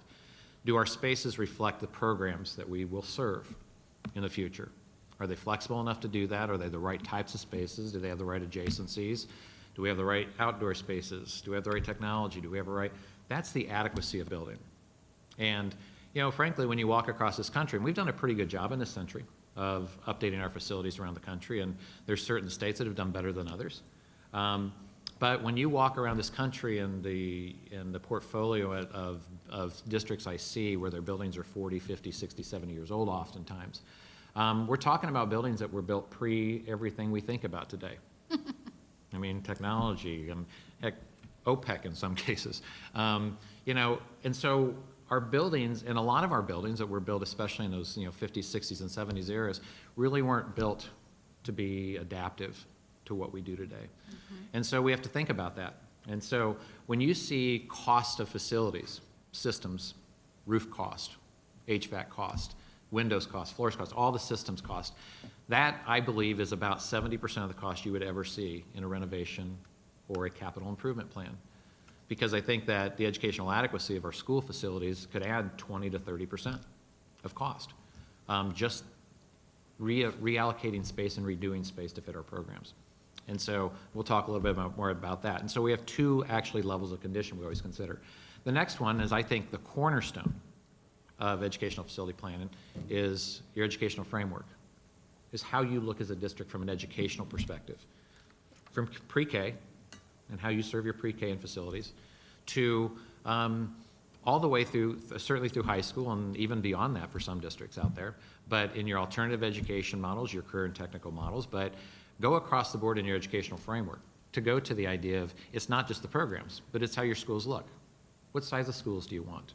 What grade configurations do you want? Those set up, then again, that's what makes every district unique, is that you are different in that. What are the models that are good models that are both, from a business model that Mr. Fagan talks about a lot, and that is a good educational model, but still reflects the values of your community. Again, when I'm in Indiana where I grew up and I talk about building elementary schools at 800 kids, they'll run me out of town. But when I'm in Florida, an 800 student station elementary school is a pretty standard delivery model. And so it is, and so I don't get the luxury, I say that because I don't get the luxury in what I do to be an advocate for all of those kind of school issues we all talk about. Do big schools work? Yep. Do small schools work? Yep. So, but it really depends on the populations you serve and how and the resources that you allocate to those students. And that's really about, school size has always been about program offering. And it's been about how you can serve your students in that size. But it has to fit within your community norms too. And so we talk about all those educational framework stuff. And frankly, that's the core of a facilities master plan. That is the core of a facilities master plan.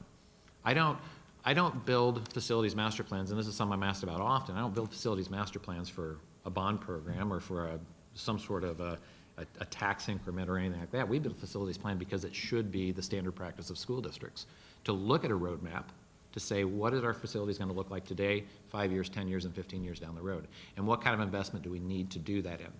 Which gets us to the finance part, which you can't always ignore. But the fact of the matter is that besides your personnel, the biggest asset you own are your facilities. You own $660 million worth of property. I'm not sure if there's anybody in the county that owns that much property. Probably the only largest estate holder in the world, besides public education in the United States, is the Catholic Church, frankly. And that tells you something about how much property our public school systems own. It's the second largest piece of infrastructure in our country behind roads and bridges. And so, but it's interesting to see how much time we commit to our facilities discussion and our improvement of our facilities, both condition-wise and educationally.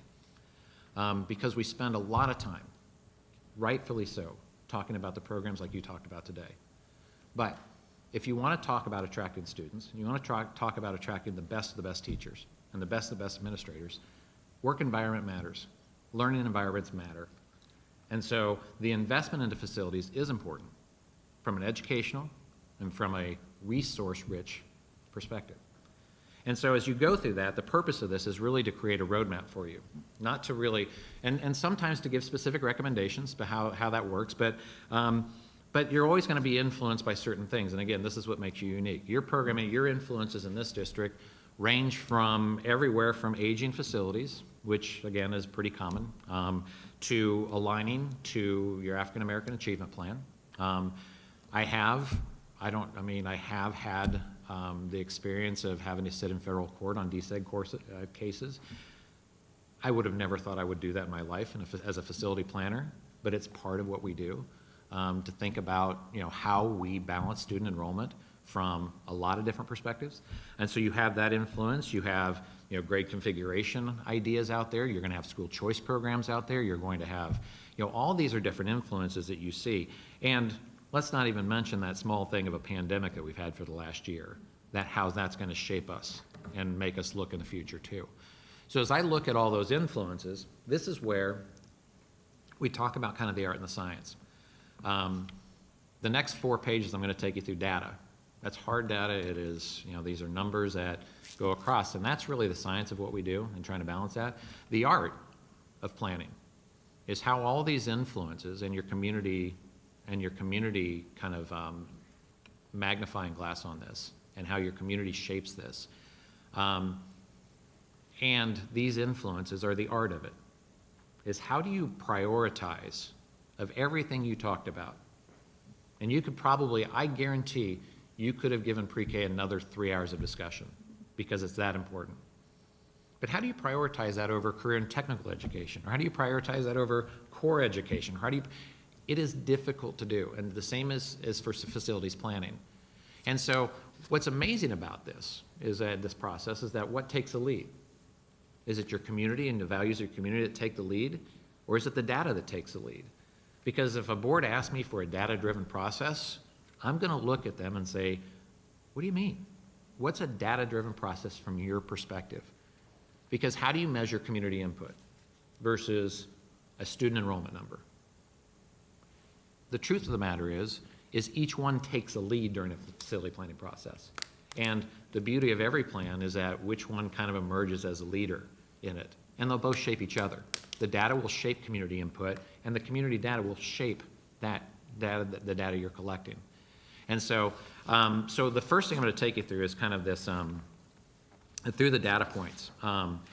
And what I'd probably like to do is, I think there's 4 pages here on basically the 4 legs of the stool. And what I'd like to do is I'd like to pause after that data point, because there's probably a lot of questions that might occur in that, and then move on to kind of what I've observed and what I might recommend moving forward, if that's okay. That way we can kind of stay close to the data first and clarify any of that and then move on to that. So the first thing we want to talk about is condition. And, charts and graphs are great, but at the end of the day, going back to the idea of what you own in your assets, is that there is an estimated $280 million worth of deficiencies in your facilities today. Now, I'm not going to say that's a small number, because it's not a small number. Now, what I mean by deficiencies is that systems that are at or are going to expire in the next 5 years, that by age, okay? So it's kind of so what we did is we worked with Nicholas's group, and he keeps a really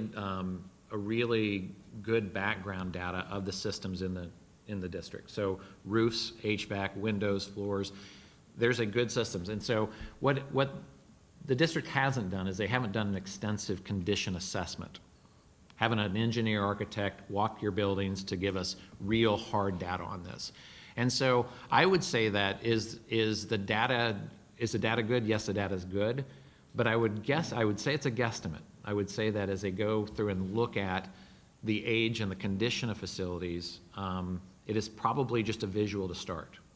Is that I've got roofs that are this age, so if they're 15 years old and have a 20-year lifespan, this is the deficiency I have on the building. So that puts your building, and I did a calculation on your buildings based on current square footage, cost estimates for construction, all in, turnkey, which again pegs your buildings to be somewhere in that $660 to $675 million worth of value. If you put that on a $280 million deficiency, you get what you create is called a facility condition index, or an FCI. I might use FCI here forward. But an FCI is simply a measurement of renovation versus replacement. It is a simple fact, or a simple factor in planning. And so that puts your district about 44% FCI. Good standards will tell you that when schools reach 66%, or 2/3 their renovation versus replacement value, that a school should be a candidate for replacement. And the reason for that is the dollars that you invest into those schools have shorter lifespans than new construction would have. And so the minute a building is built and the minute students walk into it, it starts to deteriorate, believe it or not. And so in the first year, there's a deterioration rate. Industry standards tell us that the deterioration rate of a school facility is between 2 and 4% a year of its value. And so, and it's hard to estimate what exactly that is because, you know, custodial crews, maintenance crews, funding all have impacts on the rate of deterioration. Frankly, the weather along the ocean will cause deterioration a lot faster than probably sitting in southern Ohio, to be honest with you. Salt air, this humidity wreaks havocs on stuff that moves. And so when we know that, I mean, you all own homes, it's kind of the same as your house. And so as you go across and you deteriorate your buildings at that rate annually, there's a real simple math equation that you can do that says, you know, if I were to deteriorate my buildings at 3% a year, let's just go right in the middle, okay? Some will do more, some will do less. But if I increase my spending by 4% a year, so if I started a baseline at $280 million, because that's where you're at, first of all, you'll never get to zero, never, because no district can. No district can afford all their facilities needs. 14,300 districts around the country cannot afford their facilities needs. So you'll never get to zero. But the idea is, how do you maintain a facility condition index? How do you not get worse in time? Well, this is a graph that shows you that if you started a baseline of $6 million a year of spending on your facilities, just for maintenance and repairs, systems replacement, and you did an annual escalation or deterioration of 3%, but you raised funding by 4%, that after 10 years, you would spend roughly $72 million. And that would put you nearly $15 million behind where you started today. Now, to me, that's an amazing math number. I mean, when you see that flip of math, to say, when you look at Nicholas and his group and you say, we just gave you $75 million in the last 10 years, and you're telling us we're $15 million behind, he's going to look at you and say, yes, that's exactly right what happens. And so what every district has to go through is this kind of obviously keeping up a certain level of funding that there's no way you can keep up with. You don't have the funds to do it. The state's not giving you the funds to do it. The federal government certainly is not giving you on the facility side won't do it. And so what the board then has to decide is that at what point is there an injection of dollars that offsets the growth? And so every board has to come to that decision, maybe not a specific board, but every school board in time has to come to a decision about when is a time that I need a bigger investment in my facilities. And again, the intent is to show you when those points are and when it becomes a point of deterioration that you can't catch up with. And so this is simply what that shows. At 44%, look, you're better than 50% of districts in the country. No question. And so, again, is the number alarming? $280 million is nothing to ignore, but it's also not an alarming number that you can't keep up with. Most districts, I say, would like to be in the 30s somewhere, frankly. In the 30s, your buildings are in great condition. Now, again, that $280 million is simply your systems only. That doesn't account for any educational improvements to facilities that you would need to make to accommodate programs in the future. So the next page talks to enrollment. Now, enrollment has obviously the first biggest impact because it's how many students that you have to house in your buildings and how many students you're going to serve. And when you start to break that number down, and we can break that number down, as Ron alluded to, we have geocoded all your students, and when we geocode all your students, we can see all their information, with the exception of their name. We strip that out. We don't want to know their name. But we can tell you what grade they are, what gender they are, what race they are. We can tell you what programs they're in. We can tell you where they're traveling to school. We can tell you all that information. And so we can start to break down very specifically this enrollment number and what it means. Now, what the state is projecting, and this is obviously your Ezra in the projection, is that you are a declining district. Now, you're not a declining district by much. I mean, frankly, as my demography background tells me, you're a flatline district. You're not declining a whole lot. But here's what's going to happen. Public school enrollment's declining across the country. All over schools are declining in enrollment in the country. And the reasons simply are related to birth rates. I mean, it's really simple that, you know, the recession of 09 to 13, we saw sharp declines in birth rates. Sharp declines. Apparently, everybody figured out they couldn't afford babies. But all of a sudden, we went on this, we didn't go on an uptick, we just kind of leveled over the last 5 years. Nobody has any idea what the impact of birth rates of the pandemic will be. But I'm willing to bet,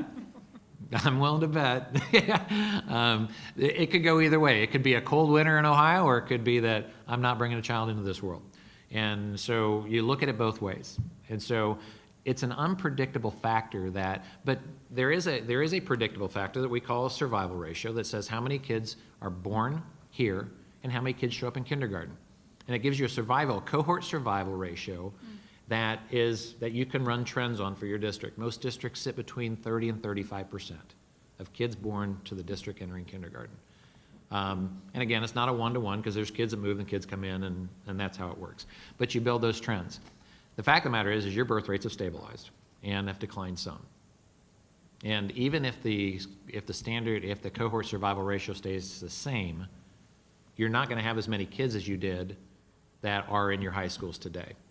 So when we have those peak birth rates in the 07, 08, even in the 09 as you started to enter there, the fact of the matter is that after that, so think about a child that was born in 2010, or let's go back to 2005, which are real peak rates. 2005 to 2021, we've got a 16-year-old, which is in high school. After that 2005, you kind of stayed steady, and then you started to decline. And so you're going to see this bubble that's moved through your schools. And what's nice about this chart is it shows you in red and green where the bubbles are. Now, what's going to happen is that big enrollment that you have moving through middle and high school grades is going to be replaced by smaller enrollments. Unless there's some miracle that they show up again from some source that doesn't exist. And that's likely not to happen. Between the birth rates, between that and looking at your population estimates of 0 to 18 from 2010 census to the estimated 2020 census, your enrollment to population has dropped about 2%. Again, frankly, in Florida, that's pretty common. The aging populations that we see, frankly, have done that in the last 20 years in Florida. So you're going to see that kind of disparity too. So there's not a whole lot of indicator of growth in your enrollment. Now, in some cases that's good because it gives you a chance to catch up to where you are and try to maintain what you got. Again, the good news is that there's this 10-year projection, or this 5-year projection that says 17,482 to 17,177. Go over 12 grades in 20 plus schools, that's not a big enrollment drop. Okay, so let's just say that no growth, stabilized, and we'll move from there. And I think it's a pretty simple math equation there. And again, you always pay attention to it, look at your birth rates, look at, an uptick in housing, even the housing divisions that we see, the planned unit developments, are likely have some age restrictions in them and likely aren't going to generate a whole lot of children per household. And so we know that too. So we just don't see any predictors for growth. But I will tell you that a lot of districts in these times are glad to maintain. Then keep that rate.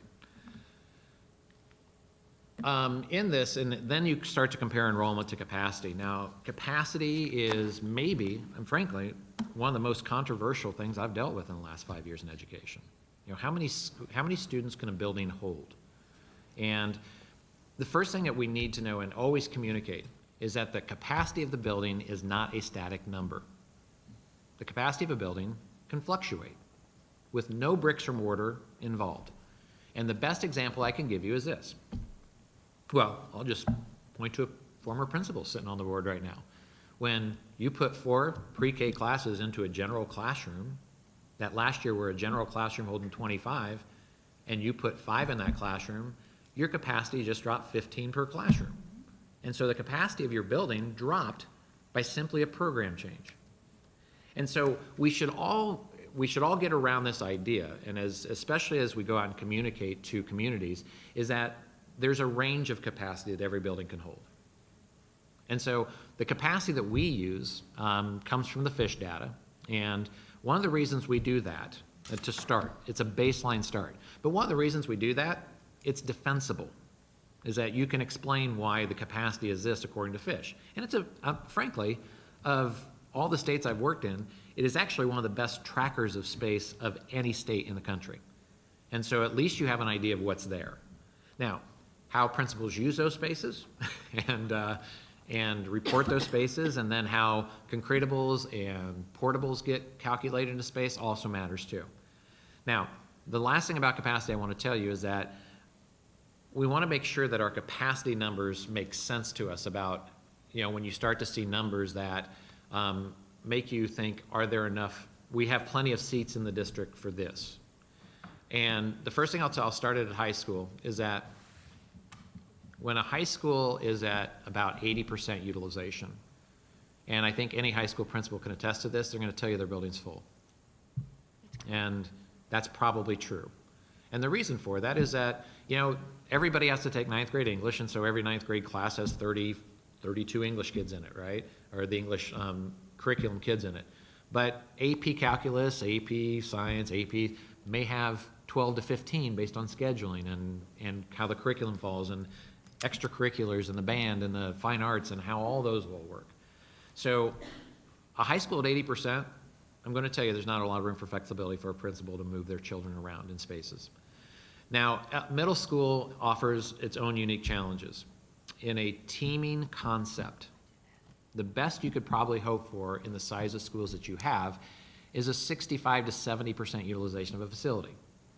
And again, the math is pretty simple, is that when a 6th grade team leaves their space to go to an elective, the 8th grade doesn't move into the 6th grade space, and neither does the 7th grade, because they're in their own space already. And so it's hard to replace that space. And so to get a facility utilized to the maximum potential in a teaming model only is possible if you start to get 15, 18, 2,000 kids in a middle school. And you don't want that, obviously. Now, here's the other thing. As an old middle school teacher, I'm going to tell you, and I think research tells you, that the teaming model is maybe the most effective model of middle grades education. It is. And so you have to, as a district, decide where that value lies. Do I want a building that I'm going to pay a little more for, or do I want to offer the top curriculum? And usually, we're going to go for the latter. And so you'll make that sacrifice in your facility and utilization. And at the elementary grade level, the best way to explain utilization there is that our kids don't come in perfect packages of 20 or 25. And so we wish they did, because, man, capacity and utilization would be a lot easier to figure out, but it simply just doesn't happen that way. And so what we have is that, like, if there's class size mandates, and there are, that if, let's say the class size mandate is 25 per classroom, and I've got 62 kids that come into a grade level, well, I'm not going to put 25, 25, and 12. You just don't do that. And so what you do is you put 21, 21, and 20 in there, and which is going to show that you have about 13 empty seats. And the fact of the matter is, you don't. You don't have any empty classrooms, but you have empty seats. And so capacity, to the point of data being kind of read differently and manipulated a little bit, I think utilization, based on how we look at utilization, how states look at utilization, actually is a bit flawed. Because we should be looking at classroom utilization just as much as we look at seat utilization. And so what this chart shows you is just a simple kind of gauge on that, of where the capacity lies and where the utilization lies in the district. And once again, I really want to reiterate that each of these data points is important, but they're just data points at this point. They're just indicators for us, that I'm not going to look at a school and say, well, it's 70% FCI, I should replace it. I'm going to look at a whole lot of different things before I replace that building. And the same goes with utilization. And finally, the last thing, and maybe the most important thing, and one of the biggest influences you'll see in a master plan, is this program influence. Now, I specifically pointed out the choice program at the elementary grade levels, because choice programs comes with its own set of challenges, and there's no question. There's huge value in choice programs in a public school district, but it doesn't come without its challenges. First and foremost, from a facility side, is that if I'm going to offer science-rich curriculum, I should probably have science-rich spaces in my elementary schools. And how many elementary schools do you know have dedicated science labs? One. Most don't. You're lucky to have one. And so what I mean by that, and that's not to say that we shouldn't move forward in those programs, because Again, teachers and administrators are like Marines, they adapt and overcome, and they will, and they'll make their spaces work for their program. So what I'm suggesting is that the programs and how you're going to work those programs in those environments is going to matter. And the investment of those spaces is going to matter.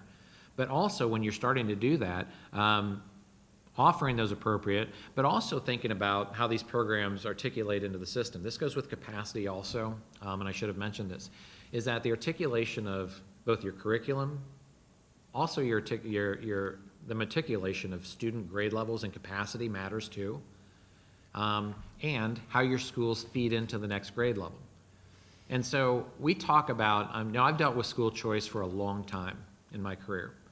And I'm going to tell you, there's some really bad models out there that were intended for really good purposes, and the practice of what they do.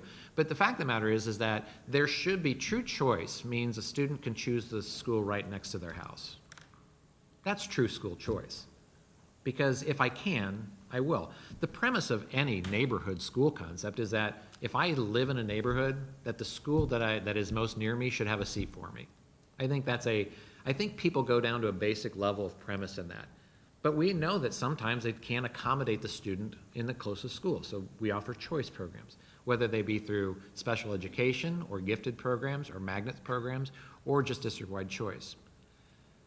But the fact of the matter is if we don't offer the best possible education to where a student lives, then frankly it's a regressive policy. Because not every student can get to every school. And we know that. And so we have to pay attention to that, and our facilities have to pay attention to that. Currently, you have elementary schools that feed into 3 different middle schools that go to 2 different high schools. And I'm trying to sit there in a classroom, and I'm trying to figure out if you're going to go to 6th grade with me and you're going to go to another school, and how do I form any sort of continuity of social, emotional, even curriculum attachment to the students that are sitting next to me when I've got 10% of a school going to one middle school, 5% going to another, and the 85% going to another building.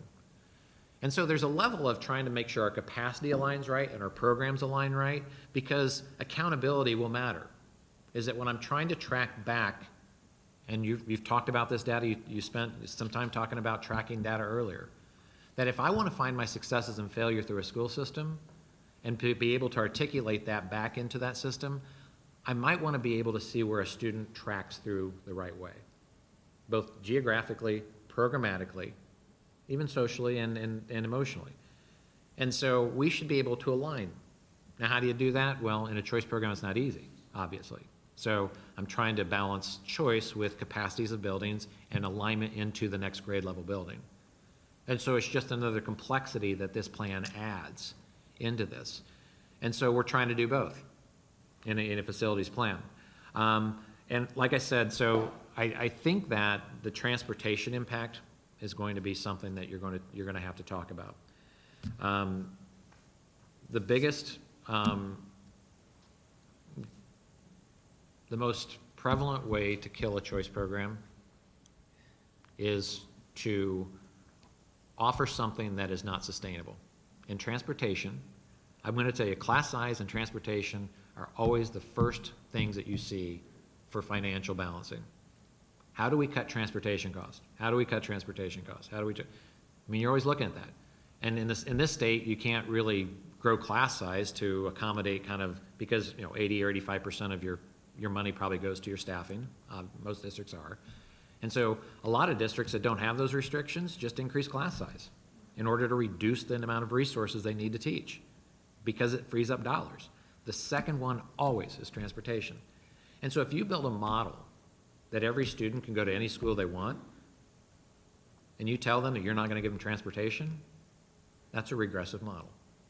And we never, ever want to walk into a regressive model of anything that we do in facilities. And so we have to pay close attention in your choice program, which is awesome, by the way, to offer these students this enriched program. But we have to make sure it's sustainable. That we can't turn around in 5 years and say, you know what, you can't go to that school anymore because we had to cut transportation costs.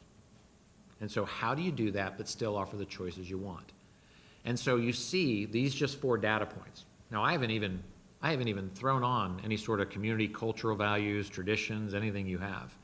But this has a big influence. The pre-K you talked about, the program offerings at high schools that you're going to offer, your alternative program and how you're going to offer alternative education in the future, your middle school delivery model.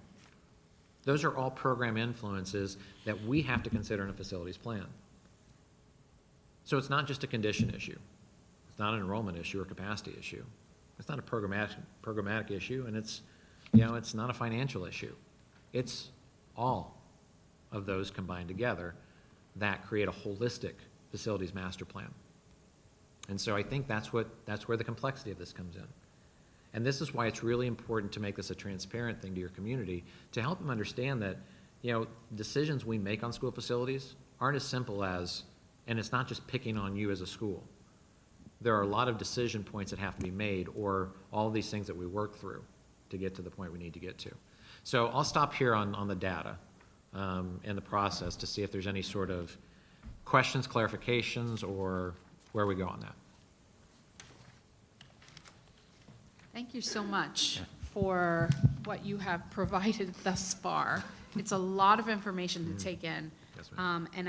And just for the purpose of being just a little bit clearer and to add to the introduction that Mr. Fagan so nicely provided for us, is that when this all began, it has taken at least a year to put all of this together, and I think that's something that the community needs to know. This wasn't an overnight kind of assessment of our district, and then in providing this information. So I appreciate all the work that you've done. On the previous slide, though, looking at that chart there, there are gaps between the utilization and the capacity. So maybe I'm a little too premature to your to your explanation of that. And as I was kind of wrapping my head around understanding this data, what does that mean to the average layman looking at this? Through the chair, it's an excellent question, because trying to clarify what that means is that every school has a certain amount of students it can hold, and it has a certain enrollment. One of the things that you face right now is an imbalance of utilization of your facilities. You don't have, which indicates that either students are leaving a boundary and not attending a school that they were intended to go to as a boundary school, or there is not enough enrollment to support that boundary. And so what I go back to, and so if there's a state of the schools report that talks about a live-attend analysis, that there are so many students that live in each boundary. Okay, so we have every boundary, and we've geocoded every student's in their boundary. So there could be factors. And so if you see a big gap, you're going to see a big gap between their capacity and their enrollment. And schools that are in that 50 to 70%, especially at the elementary grade level, are likely severely underutilized and not being used to their potential. Now, again, there could be a couple reasons. Either students are choosing to leave that boundary, or the boundary simply can't support the capacity of that building anymore. And you go back to the basic premise of, so if I were to start this school district from scratch, like lift the boundaries off and reset the boundaries, I would never build a boundary that has school of 1,000 students and build or 1,000 capacity and have 500 students in that boundary. Or I would never build the opposite. I would never build a school for 500 that had 1,000 kids in its boundary. The fact of the matter is that it's been so long since you've done an extensive, overall, comprehensive boundary change in the district that the balance has come off. That your people don't live where they did 20 years ago or 30 years ago. And so that's why you see those disparities of utilization and the big gaps in between. Does that answer that? Yes, it does. Okay. So, really what I'm kind of, my takeaway of this is, it seems like we are top-heavy in middle schools. Currently you are. And again, I think this is pretty common. I think that students, a lot of times you're going to see a disparity in the enrollment as you move into sixth grade. Florida charters have something to do with that. I think that there's some districts out there that have, that you'll see that decrease because people don't want middle schools. They're afraid of the middle school. And so you see them choose a smaller option or maybe a charter option or something like that to avoid that. districts that offer K-8s, you'll see a drop there too. There are districts that, that maybe have private schools that only go to 5th grade, are prevalent, that you'll see a jump. Here it stays pretty level, but you have competition, obviously. Yeah. In the public schools, so that's one of the big factors We here. have a big homeschool community Yeah, as well. and you have that In too. our district. Yep. So that kind of makes sense. Mhm. And what about in the elementary school, for some of those schools that have that gap in between it? Mhm. I'm actually, as I'm looking at it, I'm gonna ask it's just a statement, actually. Yep, yeah, sure, Maybe that's sure, where I'm sure. heading. What I'm noticing is that there are a few schools that are on the south side of our county that seem to have gaps between utilization and capacity. And I know that one of the questions that we asked with the previous board, there were 2 new board members, when we started this process of trying to evaluate whether we needed a master plan or not, it was really in the conversation of offering school choice correctly and repurposing or trying to figure out how we can reestablish the boundaries, which is what you were talking about, if that's indeed the route that we want to take and offer transportation for everyone. So really, that's where it all began, but I'm noticing that there is clear indication, and I'm looking to our superintendent, that some of those schools in the south area of our county, we probably need to kind of take a further look into that, I suppose.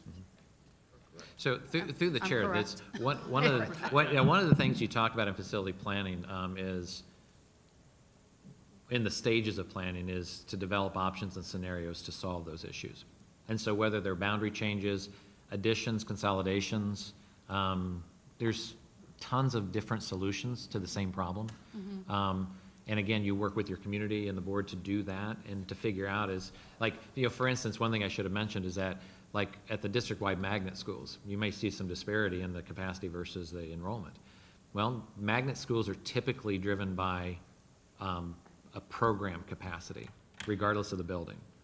There are only so many resources. So for instance, at an IB school, it's difficult to find IB teachers that are qualified to teach and to keep them and to do that. So you're gonna max yourself out in a program offering just because of the resources you can offer.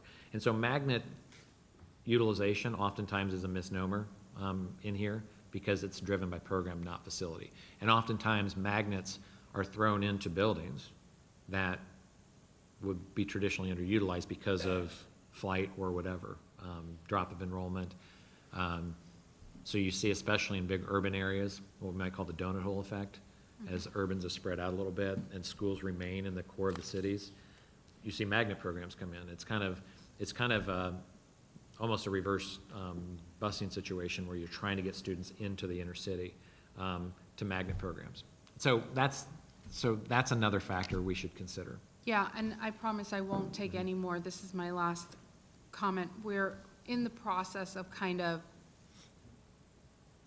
learning about an application that came into us from a new charter. We're not quite there yet. That charter, there might be another charter. I'm kind of looking at that area where that charter is expected to come in. I'm not sure that we're there yet on this slide. I'm hoping that we can get there. If we are, I don't know if there's going to be an area that you're going to say, hey, if you're going to build a school, this is a great place for you to do it. Are we going to get there or no? Through the chair, and yeah, through a facility Okay. planning process, you absolutely get there. Again, that's part of that options and scenarios development. Okay. Again, in Florida, I mean, there is the business side to schools that people don't like to talk about. And it's, you're going after a market share. Your market share is students. And you have competition. You have homeschool, you have charter school, you have parochial schools. What are you offering in front of those? Because we still know that the public schools have the deepest pockets of offering and offer great opportunities. Not to say others don't. I wouldn't say that. But So what are you doing to combat for the market share? And part of that is in facilities. And do we strategically place buildings in the future that can solve We this? don't need it. Yeah, or where you need it. And so that'll be part of the solutions too. Got it. Yes, ma'am. Thank you, appreciate it. Sure. All right, I'll speak up then. I'm after you. All right.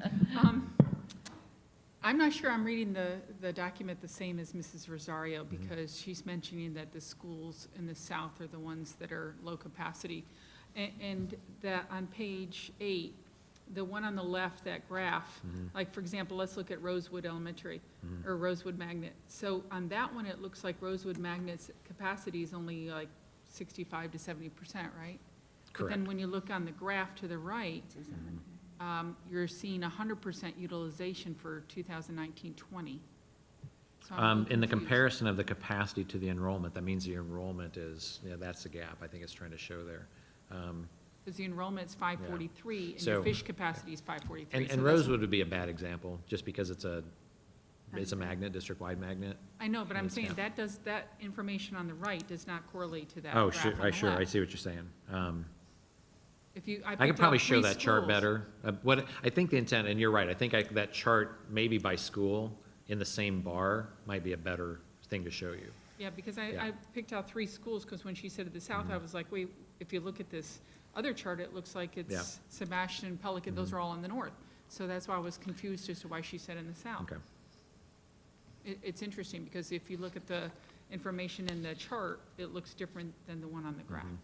So, and I'm gonna change that graph Okay, to make it better readable to that. okay. That makes sense. The other question I have is, I sit on zoning and planning, Sure.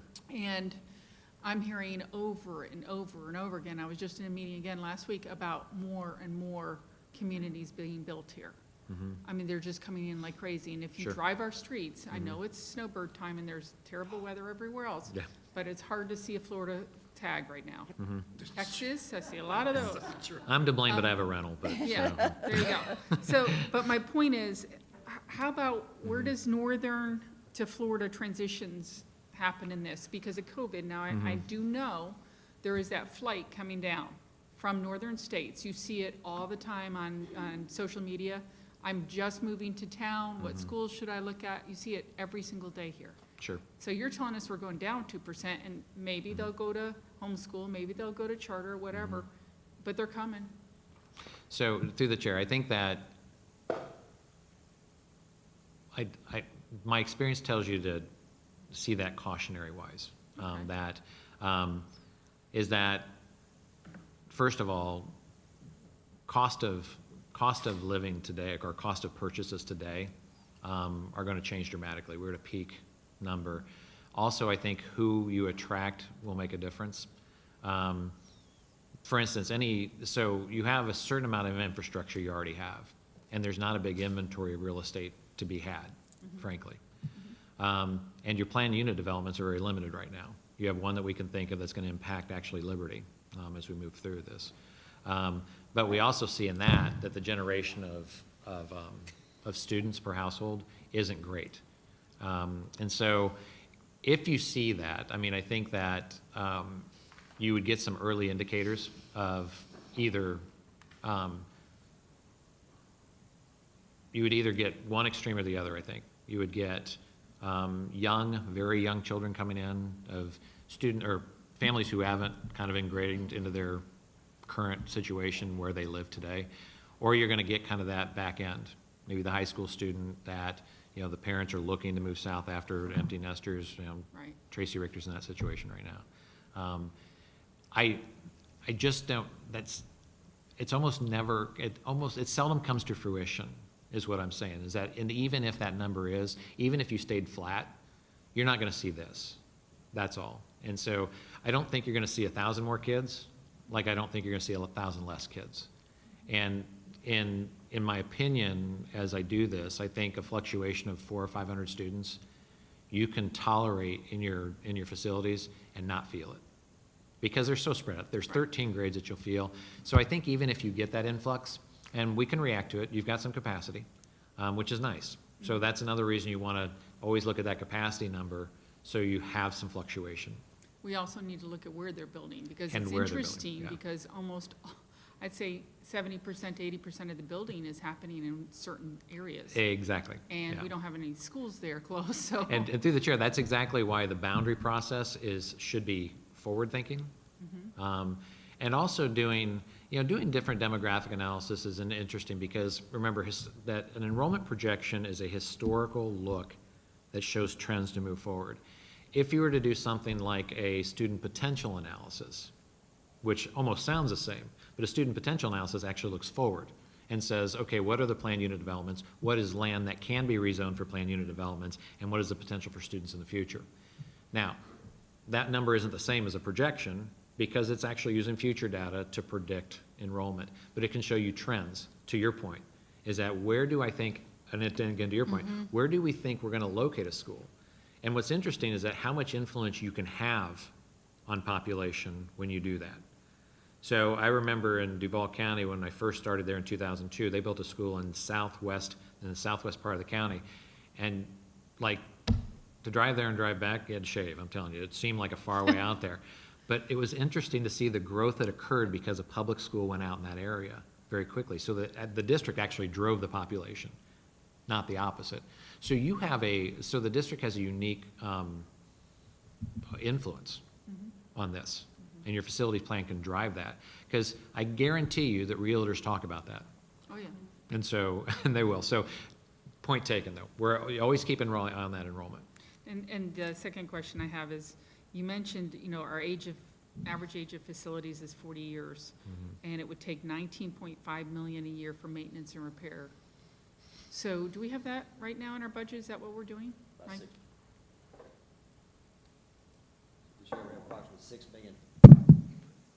Through the chair, yes, ma'am, we have approximately $6 to $8 million budgeted for capital. 6 to 8 million, yet it's gonna take 19.5 million a Correct. year To maintain. to maintain. So those numbers don't add up. No, ma'am.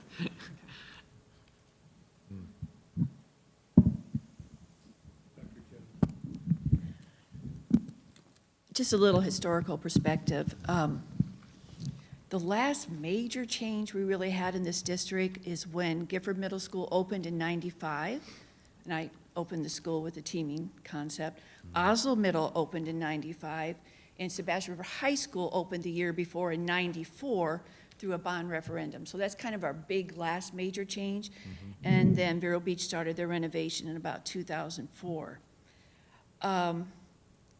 When I take a look at all of this, obviously, I'm for the component that really makes it work for those small IB classes and the teaming concept, but I do know when we started all of that, it was a big, big push in the community, why we needed it. We went out to many, many community meetings, especially with the high school. I was principal there 3 years after it was built, because it was a bond referendum. We needed the support of our community. So I think this community is very, very good with support as long as we get the information out there.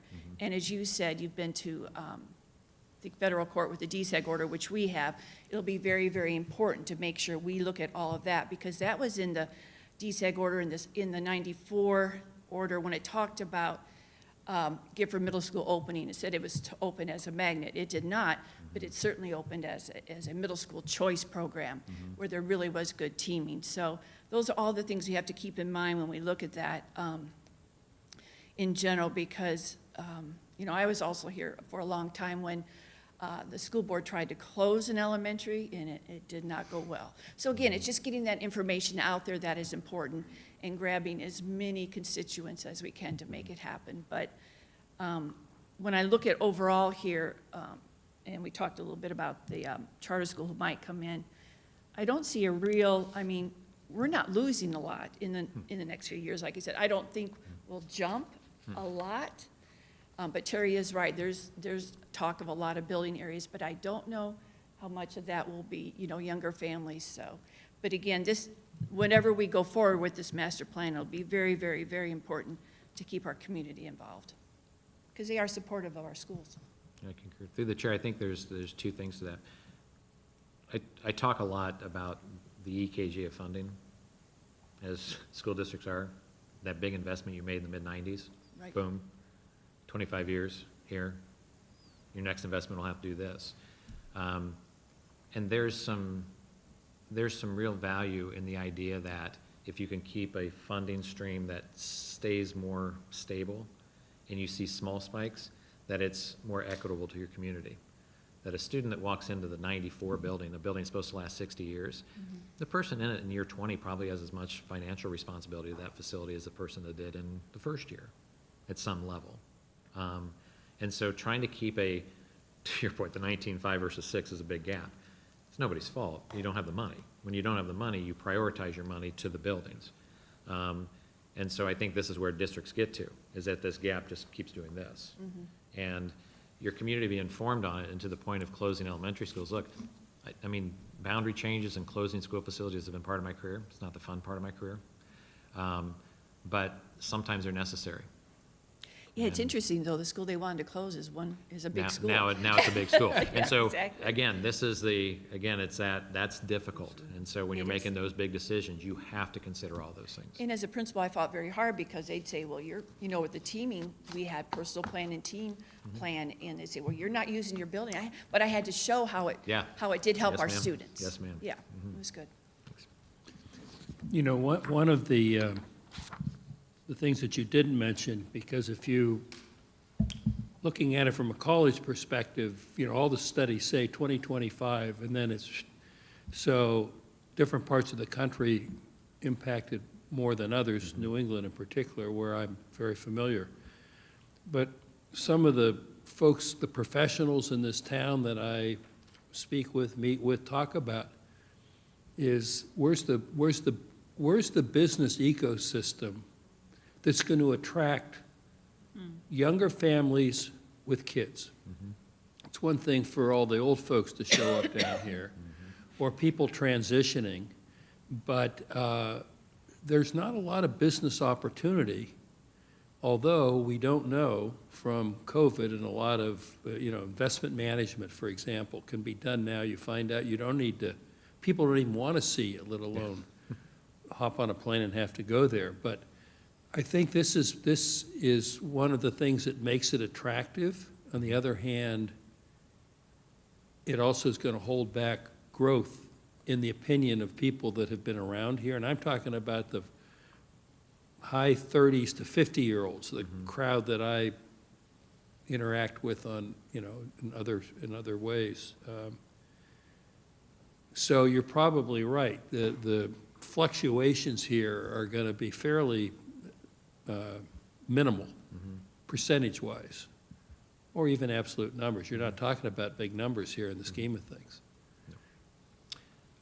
To the chair, and again, it's where you don't want to become reliant is on homestead taxation.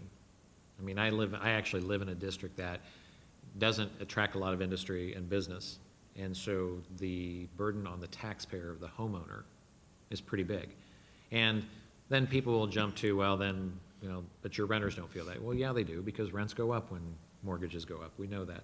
And so it's interesting to see the dynamic, again, of how the school district influences the business attraction, because obviously, your chamber and your economic development groups, one of the first things they're trying to sell is your education baseline. And that can drive that, certainly, and pull. But in today's world, you're right. I mean, most available space is commercial space right now. I mean, warehousing is full. The distribution centers are full, but business offices are empty. And again, to your point, attracting people here, who knows what that's going to do for us. But I think that, again, that baseline is when people drive into your district and they pass a school. It's a first impression immediately. One of the things, and it's not big numbers in the scheme of things, but for example, Cleveland Clinic. Cleveland Clinic's has brought 100 new doctors in the last year. Wow. Now, people may not realize that. On the other hand, there's doctors that were either at the hospital or had privileges are gone because they can't meet Cleveland Clinic's standards. But the doctors that are coming, that are being hired, the new head of the Scully Wells Cancer Center is coming from Washington, D.C. She's a world-class breast surgeon. She's got 4 kids. Wow. So, there's a lot of things, a lot of movement within here. The hospital's a big plus, but the hospital's also liable to attract older folks, because one of the first, you're not looking at education if you're looking to retire or transition, you're looking for health care. And the Cleveland Clinic, you know, that's as good a brand as you, along with Mayo, you're going to find any place in the world. So a lot of variables here at play. Yeah. And they said planning was easy when I started. But I completely concur. And again, you're competing for those 4 children. What are you offering a world-class doctor's children who probably has a high standard, likely, of education, if they've gone to that extent to get educated? What are you doing to compete for that student? Well, this is a woman who got an MBA from MIT, undergrad from Cornell, and various medical degrees, Georgetown and a few other, but, you know, the top of the top schools. Sure. So education, her own education, I'm sure her husband's education are right at the top of the list, so you know. It will reflect. And if you want to attract those kids, as opposed to they go off to boarding school or St. Ed's, Sure. you know, you need this. And the step one is right there. The programs you're trying to offer here in a choice are intended to be world-class programs. Right. I'm this facilities advocate that's saying your facilities better support them. And I'm not saying that, they need to support them. That's my advocacy. And that's where maybe Ron's quote comes from, is that you'll get there, and it'll take you time to get there. But I think somebody made the point earlier, we can't be the experts in program if we can't deliver what's necessary in the program. And that's exactly right, to your point. The way you'll compete is that offer these programs, these world-class programs you're offering, but put them in the spaces that they want to be in to do it. And I'll fight for that until I retire, frankly. So just to give a level of clarity, our goal today is to share the information and then ultimately go back to work. We want to provide a similar presentation to the community, looking at enrollment, looking at programmings, looking at course offerings, looking at our academic outcomes, to be very open and honest, and looking at requirements for what students need to be able to do to move to the next level. At the same time, exploring configuration. Tracy mentioned, there's other options, other models that we don't have. Well, why don't we have them, or why don't we consider them? That would be a K-8 option. I think we've taken a drastic first step in the area of choice by creating the themes and programming at each of the particular schools, and you see a rate of movement as a response to that. But until you match that level of flexibility with transportation, you're probably not going to see drastic changes in choice. So are there other ways to explore access to choice, meaning transportation to choice programs above and beyond just the depots, but full transportation, whether that's a particular zoning of choice programs. There are a number of things that we need to not lead with the end game, but lead with the question, in saying, what are your thoughts of, is this something that would be an attraction to you? Is this something that the community wants? Collecting that information, bringing it back to the board and saying, after receiving the board's feedback, this is where our community is, through a series of town halls that we will do to collect information. That would be a process that would take 4 or 5 months. And then really working through probably a committee process, which is all outlined in the presentation, sorry, Tracy, on how to bring it to life. And one of the things that attracted me on having this plan, I think a strategic plan is the first part of a district to have quality improvement. But you have to overlap that with the resources, with your facilities, ensure that you're just not, building a program, and we're making a STEAM school. But ultimately, if you look at classrooms today, you look at spaces today, we need to reinvent what those spaces look like. And we need to drastically be intentional, be drastic in our attention on how we recreate those spaces for 10 years out. And that's the plan that we need to create. So as much as this plan is looking at how we organize schools and how we configure schools in the here and now and in the immediate future, how are we preparing ourselves 10 and 15 years out? And from a systems perspective, going back to the initial conversation of us sitting in the driver's seat, charter schools will look at that. They're going to say, is this system organized in a way, does it know where it's growing? Does it know where, the need of the community is going to be? And if the answer is yes, they're going to go on to the next district and find somebody else. But when they see clear holes in a community or county's plan, no one's filling that gap, they're going to be like, he's shaking his head because I know he's probably consulted for them and told them where to go. That we need to have that answer. We need to be designed that this school system is in the here and now, understanding it's creating those programs. But in 15 years, we know what we're going to look like. And just think, 26 years ago was the last time we reconfigured and redesigned. We have to be intentional, and I've said it.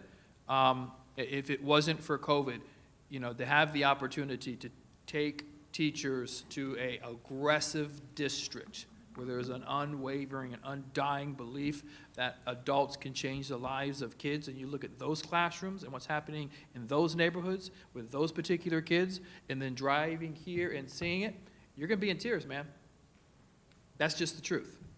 And we'll be able to see that, but we need to be able to create that here and create it in the years future. And I don't want to belabor the conversation because I could sit and nerd out with Tracy all day long regarding facilities, but I just want to provide the board the opportunity to hear where we are. We do have some big problems. We have some boundary issues that we need to look at.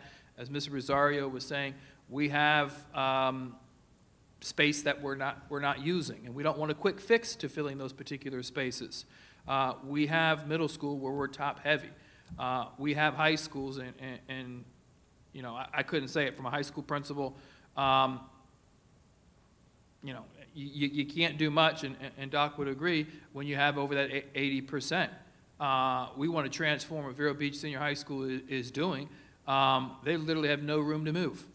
I don't know the answer to that, but we need to explore collectively with the community on what that answer would be. The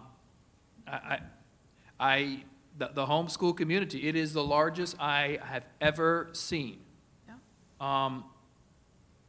And it just makes me wonder, are they choosing that option? I know a lot about the option because they don't trust us. And if that's the answer, how do we provide resources and build trust for what is it's a whole other school, a big school, that we need to provide access and leverage to. That's not even in these particular numbers. So it is a fun, exciting conversation if you take the time to engage the community and really just step back and listen.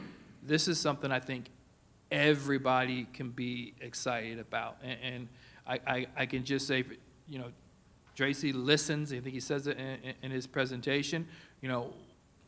This isn't the fix. I think probably in doing your work, you can say, this is what I know what you want to do. Go do this. It's really us creating a plan that works for us in the here and now, as well as moving us forward in multiple years out. Dr. Jones, you had a Just a question. closing comment. We obviously know we're in an era of choice, whether it be homeschool, virtual school, charter school, public school. But I just want to give a little plug for the public schools. I have 3 children who went through the public schools. They all have their undergraduate and graduate degrees, University of Central Florida, Florida Tech. And one of the reasons I ran for school board is because I believe in this community, in this district, and I think we have a wonderful school system. Do we always have areas to improve? Absolutely. But I felt it very much a privilege to be elected to the school board, and I want to continue to look at school choice so we can be that where the parents choose to place their students, that we continue to listen to our constituents and see where we want to go. What will something look like, whether we look at a K-8, whether we look at another type of vocational school, or whatever it may be. But I would tell that doctor to put those students, her children, Mr. Barefoot, in the public schools. Bring it, bring it, bring it. And maybe that's, maybe not now, but the opportunity for us, and even if it's in St. Lucie or other counties, let's go look at Mega Magnet, let's go look at K-8, let's go look at a K-3 center or a K-2, so whatever it would be, or a boutique high school, or a middle school that's been redesigned. Across the nation, the latest flavor has been middle school redesign. What has been the outcomes of those redesigned spaces, which, going back to teaming, has been the outcome. So there's opportunities for us just not to read about it, but we can go and see it as well, and then really, honestly, do it better, would be my opinion. Mrs. Rosario. Mr. Richter? Richter, yes, ma'am. Richter? Richter, yeah. Richter. Like the Richter scale. In preparing all of the work that you did you take a look at our vocational programs, our tech program, and our virtual school? Through the chair, one of the first things I did was talk to each of your curriculum leads and kind of set it back in my data for right now. Okay. And the reason for that is that, the next steps of planning start to involve then those real, so one of the reasons you do that is you try to compare your program to the standards of buildings that you have. And so getting that exploration and then going out and looking at your buildings to see if they meet those needs is kind of that next step in what you do. So one of the recommendations in here is to look at adequacy, certainly, which isn't a difficult thing to do because your directors know the building so well. They can give me that data. And so you can find where that falls short. Yeah, one of the reasons why I asked that is because if we are going to talk about redesigning or, re-envisioning any changes moving forward, I think that's a big component that we Huge. should also take a look at. For example, I think that an area of great need for us here in this in our county is a vet tech program. And we don't have that. We don't have the ability, but we have the land, we have the structure, we have the agriculture, we have, local farmers and landowners everywhere here in Indian River County. It's very big in St. Lucie County, but I think that's something that I would like to see us grow here. I just don't know where that would fit within our master plan. It might not be an answer for right this second, but it's something that I think I don't want us to miss out on, is the vocational programs that we offer within the master plan. Lastly, Dr. Moore, Mr. Richter, I don't know, what is Mr. Richter's role moving forward in our planning process? Is he going to, was this a one-time deal? Is he still going to be a part of, providing feedback with us if we want to redesign a school, for example? What is our relationship? So we are concluding this piece of that contract. Ron, stop me when I'm not saying it correctly. Based on this conversation, we'll sit back and scope out what the next steps would be. And one of the things, this is really, really new to me. I'm not used to consultants because in Miami, you have an office for everything. But having this level of expertise to guide along the process has been extremely, extremely helpful. I cannot tell you over the course of the last years, Ron pulling me back from doing things that I just wanted to do because we haven't done the appropriate research based on the information that Tracy has shared with us. So, step one, complete, here's the information, and now we'll circle back and look at what the overall process is. Having that, expertise to lean on from a systems perspective is something I'm going to encourage us to continue to do. I think that's, thank you for that. Moving forward, also, please keep in mind that if we're going to rezone or talk about our transportation and provide it for all, I think it might be a good opportunity for us to engage in the conversation of what that would look like with changing school times, bell schedules. Through that, I'll bring back a schedule to the board, so there'll be no community interaction or relationship until you see what's happening and what content is being presented. So I'll actually give this presentation to the board, before it goes outside. I had mentioned that to Ron. We will have start times involved in that conversation as well. There's a lot of research out there with that as well. Okay. Job Thank number you. one, Thank you very much. get kids back in school, 100% kids in school. Through the chair, Dr. Moore, I actually just completed a study for Norfolk Public Schools on school start time, so Okay. it's part of my, little arrow in my sleeve too. I can talk to it a little bit now. Thank you. A lot of good stuff out there. Then we need to bring you back then. Okay. Very well done. Thank Thank you. you. We look forward to having a few more of these conversations, as they say. Dr. Moore, I'll throw it back to you. Next item, I believe is relatively quick, but I just wanted to get consensus from the board. We've had a number of conversations around the small school district council consortium joining they gave us a prorated price to join them and a agreement, a resolution actually, that I could bring to the board. My intention was to bring it in April. In my having the opportunity to interact, I think this is a good place for us to be, me professionally, as well as us as a board to be informed. That would be my intention. Just wanted to get feedback from the board. Mr. Bass, did I leave anything out? I have a question. Yeah, question. If we join this consortium, would that be maybe in lieu of a firm that we've been working with in Tallahassee, since we would be with this group then and have like issues that we might want to discuss? So, because we discovered that we had a contract that we didn't know about, which will expire, is it in March or April? I think it's at the end of this session, End of the right? session, yeah. So would that be in lieu of it, or what are we talking about? Ultimately, that'd be a decision for the board. It could be in lieu of or in combination of. But I think that's something to discuss Yes, as we're absolutely. looking at trying to join this. Yes. What is the benefit for us, I guess, is the question. Through the chair, in my personal opinion and in my experiences, it would be really good for us to have both. The Small School District Consortium, being a member of them, gives us strength in numbers. It allows us to unify with other school districts under 20,000 students to be able to fight for a common cause. By our agents or our group that we contract with, we can ask them to particularly go out and work on a certain subject for us in the legislature or lobby for it. The small school district group, we won't be able to have that opportunity for that. So it's kind of like more directed and privatized with Rutledge Yesenia, and then we're a member of the group with the small school district coalition. I just still have a bad taste in my mouth for paying for something that we haven't gotten a service for years.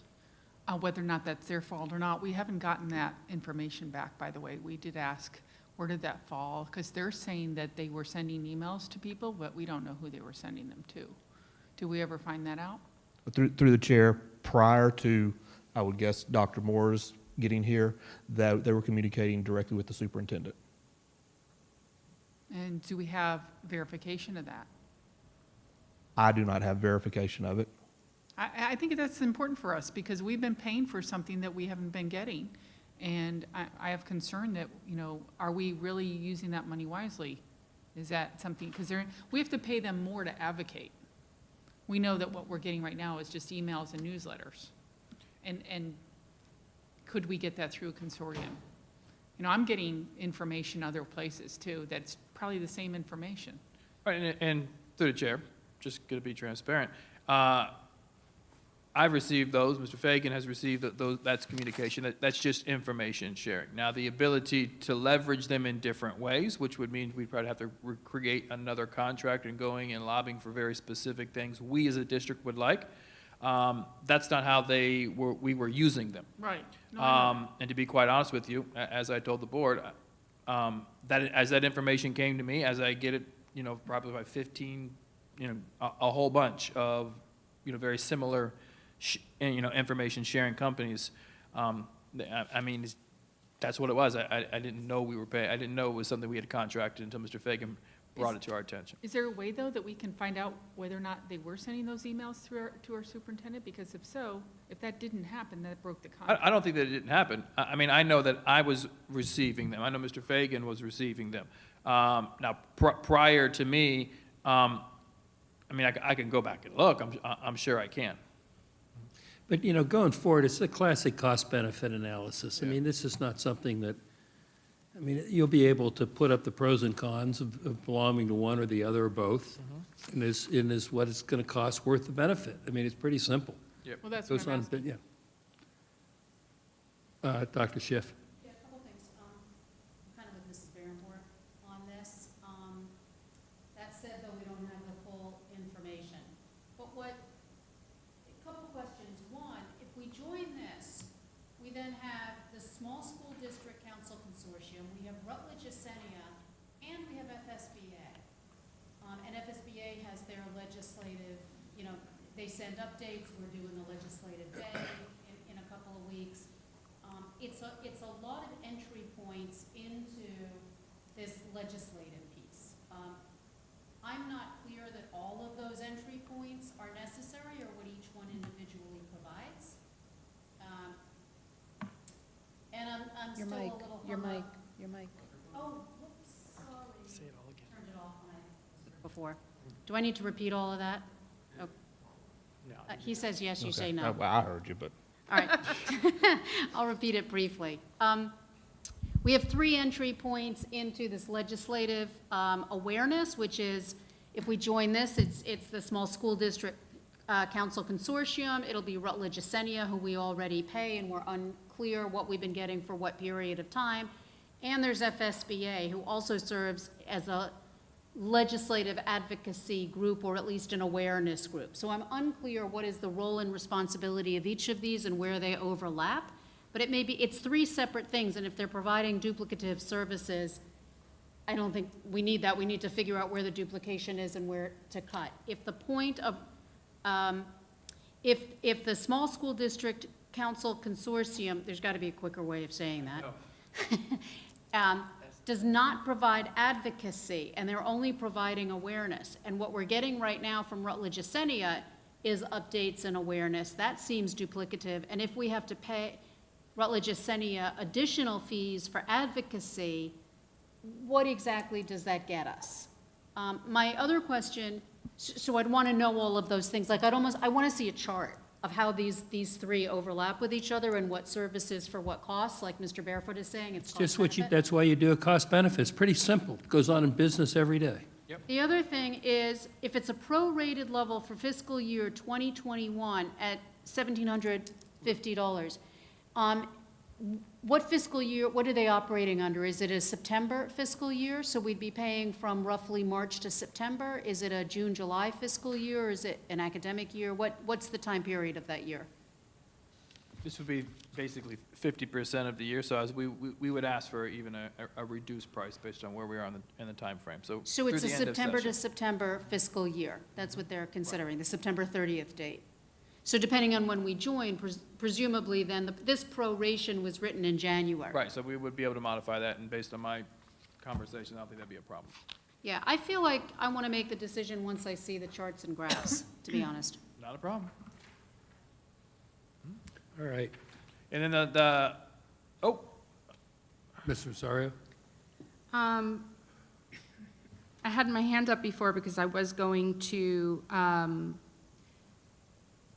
provide my thoughts on one versus the other with regard to the small school district consortium, council consortium versus Rutledge.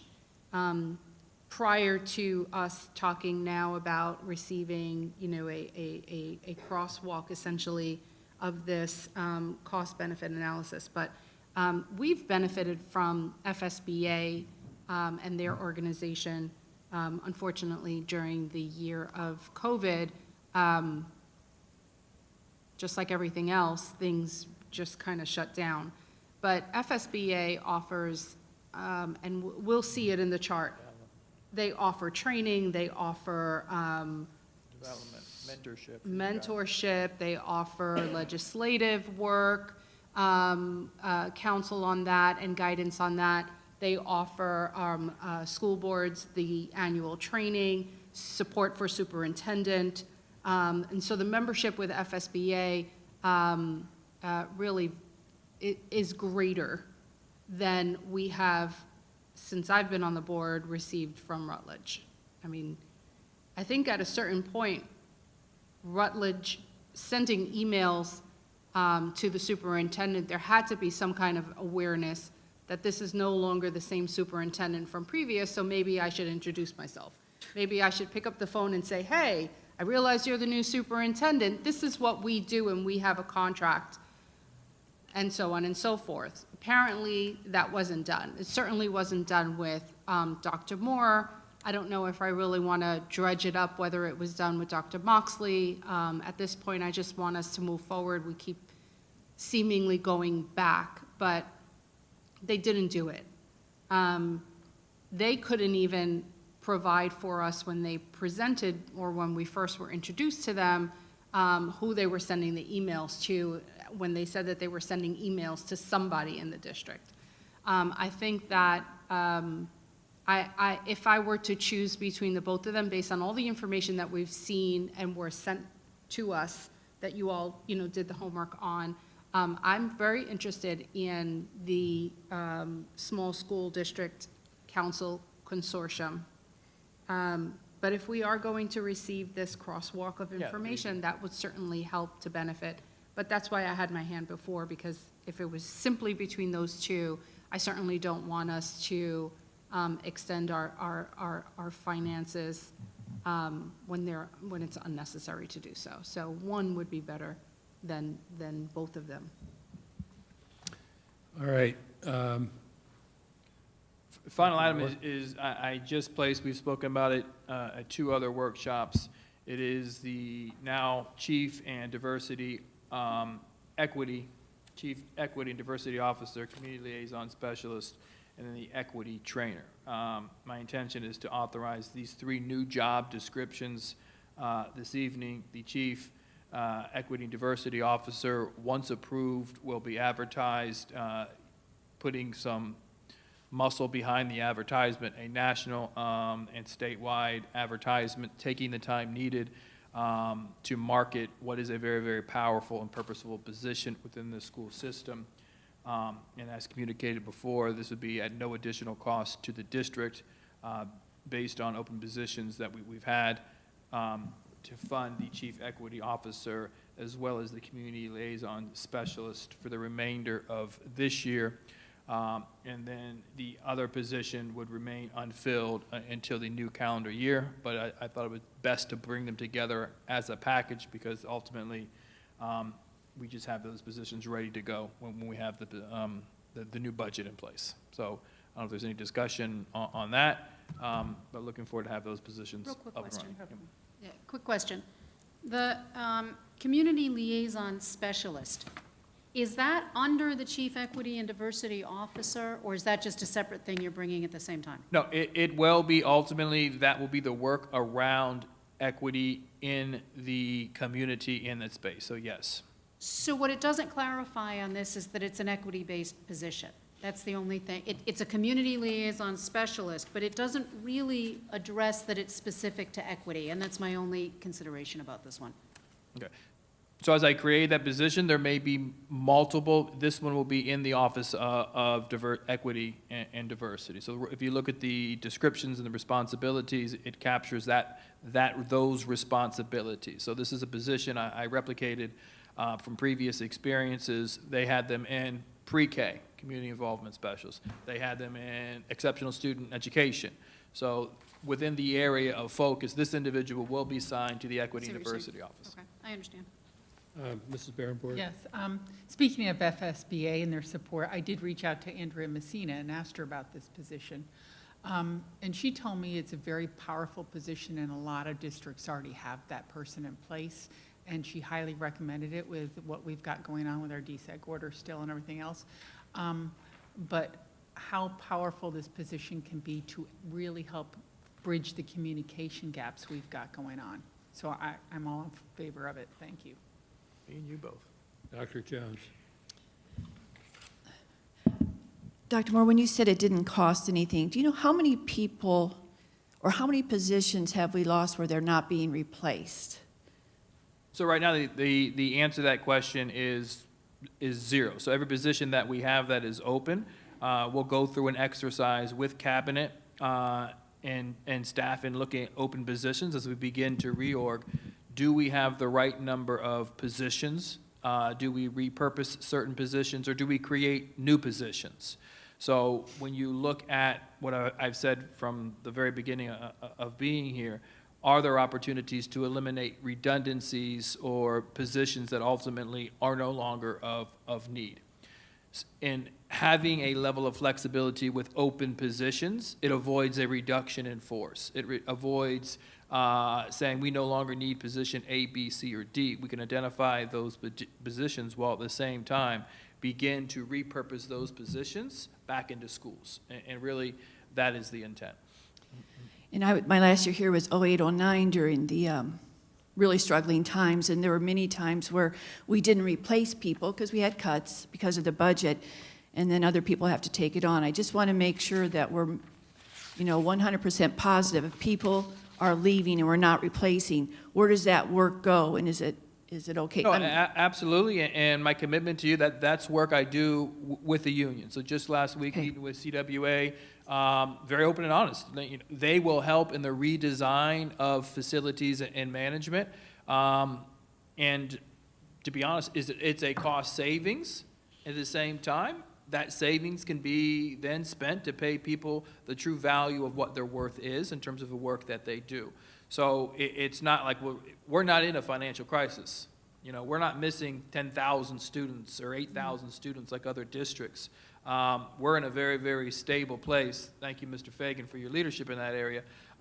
And we will be extremely stable moving forward. The creation of SAM, applying SAM to pre-K, predicting where cost is going to increase, and then really examining our organizational systems and how allocations of positions at each and every single day. We do it every week. Allows us to make sure that we're not just repeating the same cycle over and over and over. And what you said earlier, these are very, very important positions. How they develop, how they move forward in this district will be very important in choosing the right people. And I'm always going to think as a school-based person is they need to be out in schools as much as possible. Not the district and heading out to schools, but be out there with our principals and our teachers to get the work done. Transformation happens in schools. I was waiting for everyone to join me in saying that. Yes, before. it does. Thank you. All right, this has been a very productive discussion. We're back at it again in an hour and 20 minutes, so meeting adjourned at 4:39.